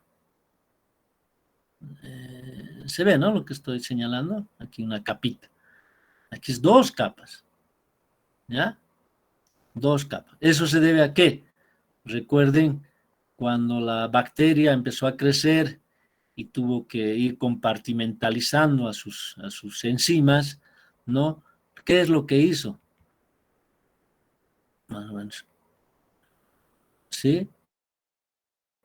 Envolvió en una primera instancia al material genético, que está aquí adentro, ¿no ve? Ahí, y volvió a cerrarse otra vez, o sea, volvió a englobar, aquí hay una membrana, y volvió a englobar con otra porción de la membrana. Entonces, eso es lo que ha originado esta doble capa, ¿ya? Ahora fíjense aquí qué pasa, que esta doble capa se extiende, ¿no ve? Mira, aquí está muy clarito, fíjense, en este dibujo, ¿no? ¿Ya? Aquí esta doble capa que debía cerrarse, ¿no ve? Se ha extendido, ¿hacia qué? Hacia lo que llamamos los retículos, ¿no? Rugoso porque están pegados los ribosomas, ¿no? Ya veremos cómo y cuándo se pegan, por qué se pegan. Y luego, no tengo que salir de esto, ¿no? Ya. No. Y luego se va incluso extendiendo, su prolongación se va extendiendo hacia el retículo endoplásmico liso. ¿Ya? O sea, que entre la envoltura nuclear y los retículos, pues hay una concomitancia, ¿no? Como diríamos, una dependencia muy grande. Es prácticamente la misma estructura que cuando está bien plegadita envolviendo al núcleo, es parte de la envoltura nuclear, y sus extensiones inicialmente dan origen al retículo endoplásmico rugoso, y todavía más allá, si se sigue extendiendo, ¿no? Al retículo endoplásmico liso. ¿Ya? ¿Claro? ¿Sí?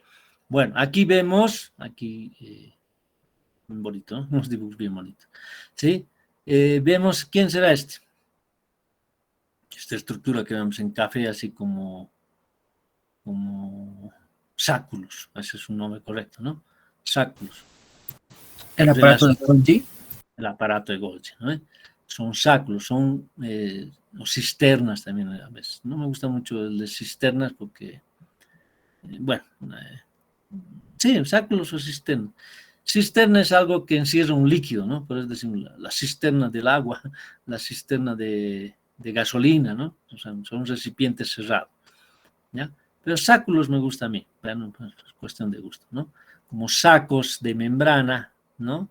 Que encierran, obviamente, una parte líquida, pero vamos a ver que en esto están representando prácticamente a las proteínas, ¿no? Las proteínas quedan encerradas ahí, pero no así dependientes unas de otras, no son prolongaciones, ¿se dan cuenta? Son sáculos independientes. Este es independiente de este es independiente de estos dos primeros.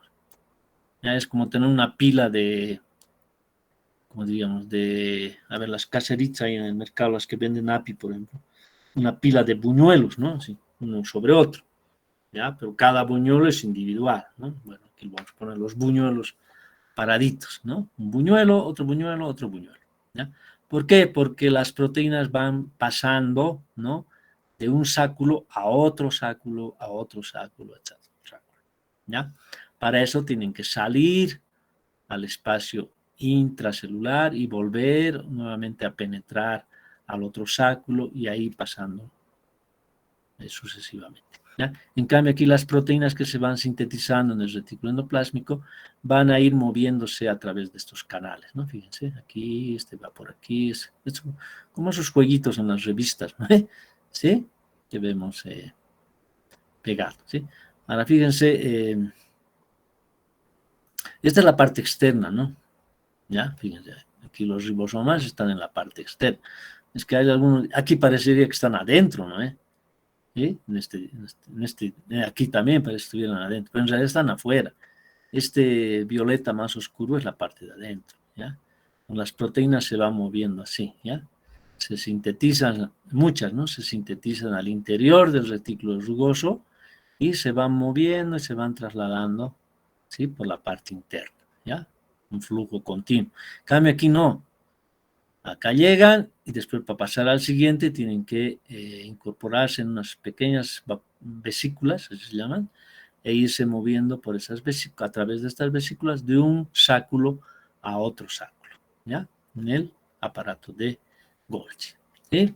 Luego este aparato de Golgi normalmente da origen a dos tipos de cosas, a los lisosomas, ¿no? Que se encierran ciertas proteínas que son líticas, por ahí su nombre, ¿no? Que son las que digieren las cosas por la célula, o a vacuolas, ¿sí? A vacuolas, ¿ya? Que son las que normalmente viajan y van a pegarse a los ¿sí? A ver, aquí no hay una vesícula, no hay una vacuola. ¿Dónde está una vacuola? Bueno, son las que trasladan las proteínas hacia la membrana, ¿ya? Van hacia la membrana, ¿no? Pegan, como acá, ¿no? ¿Está? ¿Ya? Se ha originado acá, ¿sí? Viaja, se pega a la membrana y suelta su contenido, ¿sí? Lo que ya se acuerdan, habíamos llamado exocitosis, ¿no? Cuando las sustancias pueden salir de la célula. Ahora, un tanto en forma más independiente hay otras estructuras, ¿no? ¿Ya? Otras estructuras, que vendría a ser, en este caso, por ejemplo, la mitocondria, ¿no? La mitocondria, se dan cuenta, no está estrictamente relacionada como la membrana celular, los retículos, el aparato de Golgi, los lisosomas, las vacuolas o las vesículas que se originan en el retículo liso, ¿no? Que son las que van trasladando cosas. No. La mitocondria tiene un origen más individual, ¿no? Es casi porque era una bacteria, ¿no? Entonces, todavía conserva esa independencia, ¿ya? Es casi como un organismo autónomo dentro de la célula, ¿sí? Obviamente, cuando ingresó al inicio era una bacteria y era totalmente autónoma, ¿no? Pero en la evolución, pues ha ido perdiendo ciertas capacidades, ¿sí? se ha ido volviendo un tanto dependiente, no un tanto, bastante dependiente de la célula, pero conserva cierta autonomía, ¿ya? Por ejemplo, la mitocondria tiene su propio DNA, el DNA mitocondrial, ¿sí? La mitocondria sintetiza sus propias proteínas, no lo hace con los ribosomas, bueno, algunas enzimas sí, pero otras no, no lo hace totalmente dependiendo de los ribosomas de la célula. No, ella tiene sus ribosomas, sobre todo para sintetizar proteínas que tienen que ver con la formación de ATP, o la síntesis de ATP. ¿Ya? Luego hay otros organismos, bueno, organelos todavía más autónomos, ¿no? O sea, más independientes, por ejemplo, los centriolos, ¿ya? Que son prácticamente proteínas. Son de las pocas cosas que no está hecho de membrana. Todo esto está hecho de membrana. Y obviamente, pues, al estar hecho de proteínas, está hecho de fosfolípidos y proteínas, ¿no? Esto es casi exclusivamente hecho de proteínas. Ya vamos a ver un poquito con detalle de qué están hechos, ¿no? Luego están los cuerpos basales, que son muy parecidos, ¿no? A los centriolos, ¿ya? Que originan, en su caso, a los flagelos o ya sea a los cilios, ¿ya? Luego están componentes del citoesqueleto, ¿no? Como los microtúbulos, ¿sí? Los filamentos intermedios, aquí también están, ¿no? Filamentos intermedios, y los microfilamentos, no sé por dónde andan los microfilamentos, dónde los han dibujado, no los han dibujado. Aquí están, ¿no? Los microfilamentos, ¿ya? Que son parte del citoesqueleto. Y aquí vamos a ver la figura, que el citoesqueleto no es un esqueleto absolutamente rígido, ¿sí? Que tiene mucha flexibilidad, no en el sentido de que se dobla, obviamente se dobla, no, sino en el sentido que puede armarse y desarmarse, ¿ya? Como nuestro esqueleto, que nosotros pensamos es algo permanente, ¿no? A ver, que nos saquen el esqueleto, ¿qué haríamos sin esqueleto? Nos chorrearíamos, ¿no? En cambio, la célula sí puede, sobre todo los microtúbulos, ¿sí? Los puede hacer desaparecer. Y por lo tanto, la célula incluso puede cambiar de forma, ¿ya? Por ejemplo, todas las células, en el momento de dividirse, las células que se dividen, se vuelven redondeadas, ¿sí? Por ejemplo, las células epiteliales, que siempre las dibujamos como cubitos, ¿no? Son cúbicas, en su origen son redondas. Es decir, cuando esa célula epitelial se divide, se vuelve redonda. Y después nuevamente adquiere su forma cúbica, ¿ya? Eso es gracias a la flexibilidad, es decir, en poder armar y desarmar ciertos componentes de su citoesqueleto. Entonces vamos a concluir que el citoesqueleto es dinámico, ¿ya? Dinámico, es decir, puede aparecer o desaparecer en cierto momento. Luego en el núcleo, ¿qué veremos? ¿No? En el núcleo vamos a hablar un poquito de la envoltura nuclear, ¿ya? Aquí hay cositas que no están, como por ejemplo la lámina basal, que no está dibujada por acá, ¿ya? La cromatina, ¿no? La cromatina, que es el material genético que en el momento que tenemos una célula en la interfase, es decir, cuando no se está dividiendo, ya es una estructura filamentosa, ¿no? Cromatina, ¿ya? Y cuando se divide la célula, esta cromatina se condensa en cromosomas, ¿no? Es decir, aquellas estructuras muy típicas que alguna vez hemos visto. Cambiar de color para que... bueno, entonces... Así, ¿no ves? 1, 2, su centrómero y esto, ¿no? Es decir, esto, ¿ya? Va a dar lugar a esto, ¿no? Pero en la división, ¿ya? Cuando hay división celular. Cuando no hay división celular, el material genético está como cromatina. Pero es lo mismo. Este material genético está hecho ¿de qué está hecho? A ver, los cuestionarios. ¿De qué está hecha la cromatina? Yo no más solito me estoy hablando aquí. ¿De qué está hecha la cromatina?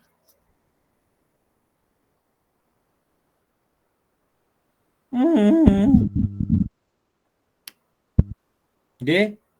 DNA más, ¿Cromosomas? ¿es qué? ¿Las cromosomas? No, pues los cromos. A ver, esto,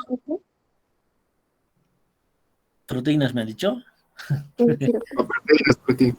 DNA y proteínas, ¿no? O sea, es más proteínas que DNA, 70% de proteínas y 30% de DNA.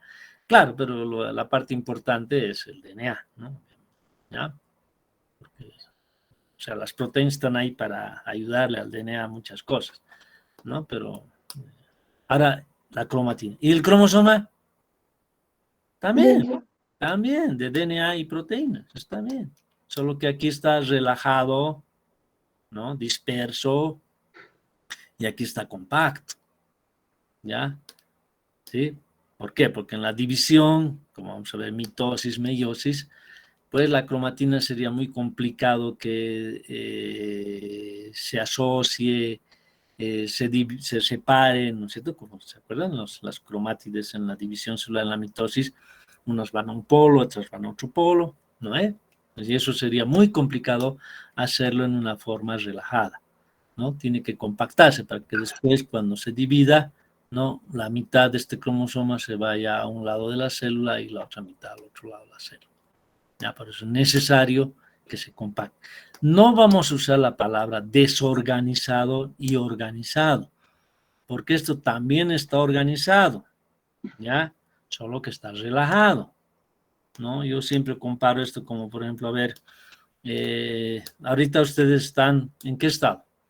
¿Están como cromatina o están como cromosomas? Ustedes, como grupo de alumnos. A ver. ¿Están relajados o están todos concentrados en un lugar?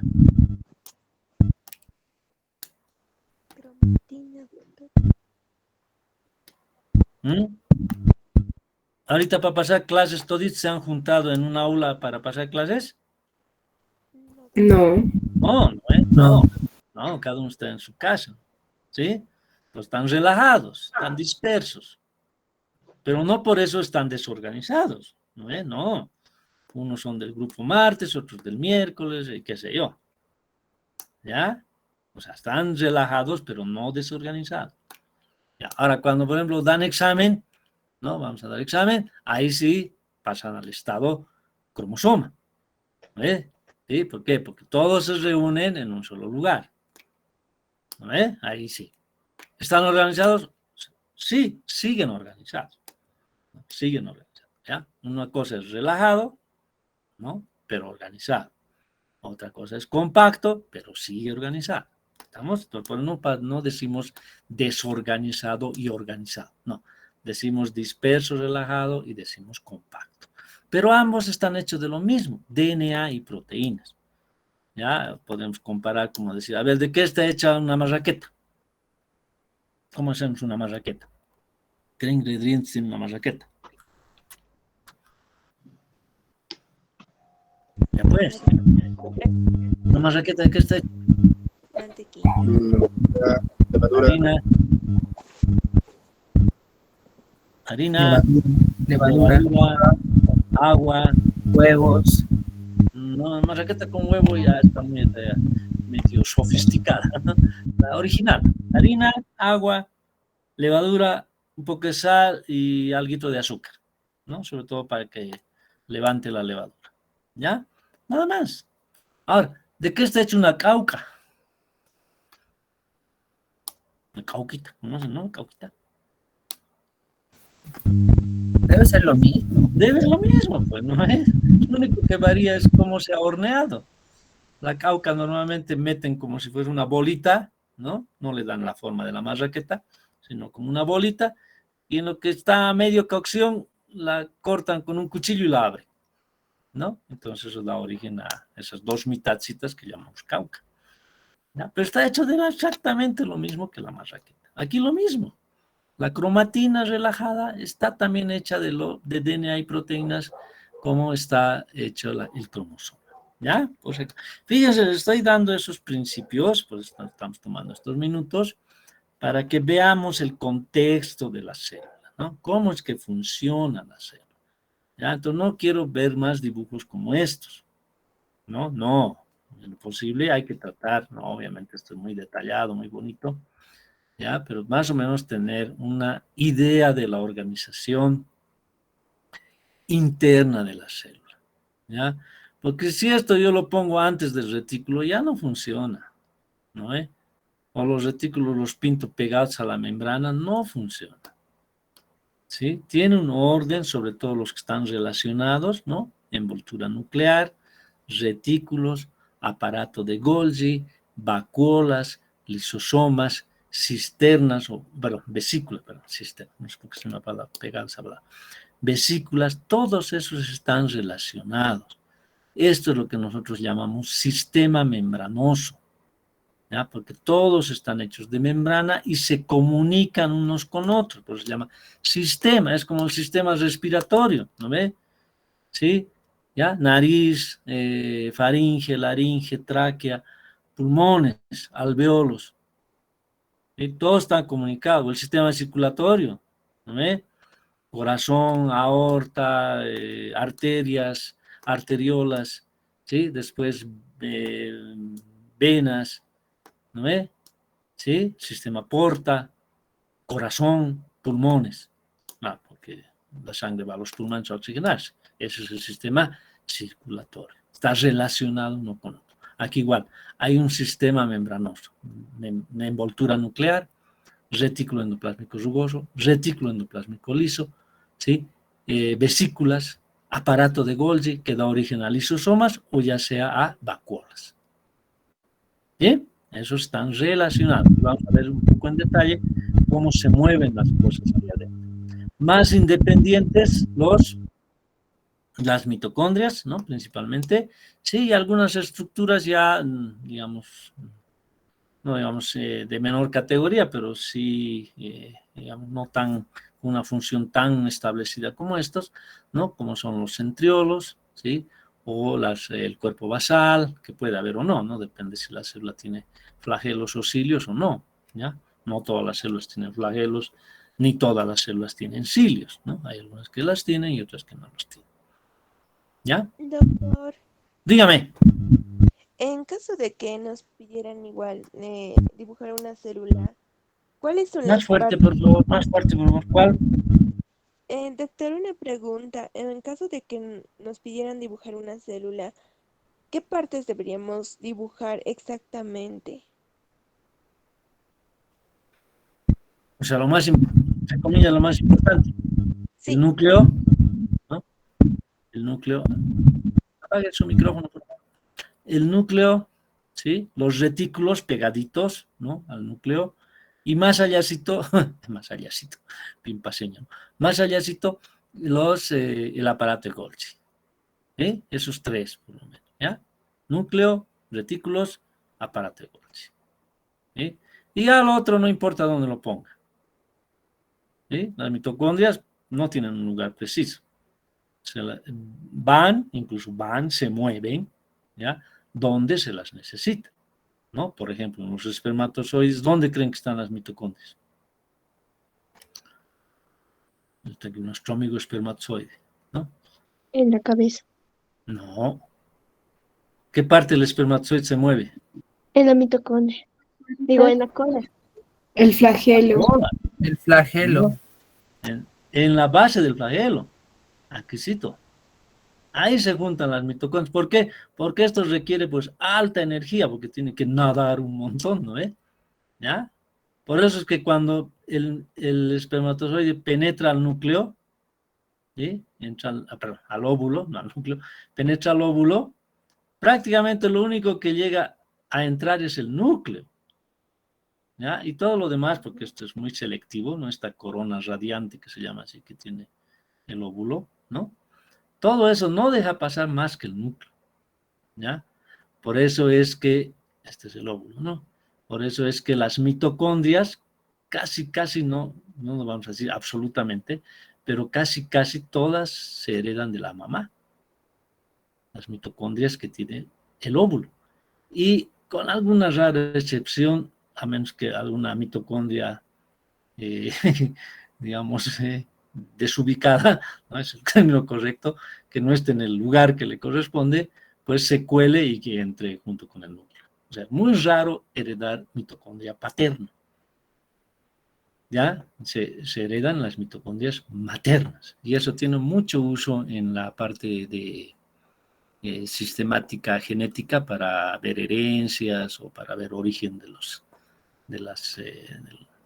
digamos, la evolución de los seres vivos, etcétera, ¿no? Creo que algún día les dije por qué al primer ser humano, el fósil más antiguo como Homo sapiens, se le llama Eva, ¿no? Y no se dice Adán, ¿no? Porque en la Biblia el primer ser humano fue Adán, después apareció Eva, ¿no? Pero en la genética se llama Eva.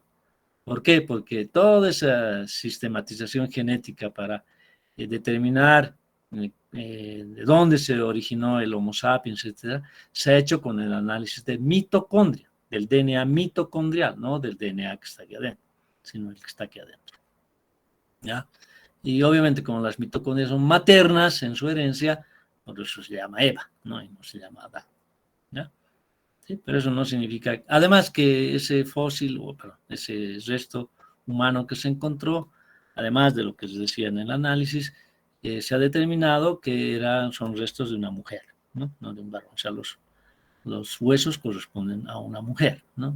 No a un varón. ¿Ya? Por eso se llama Eva. ¿Sí?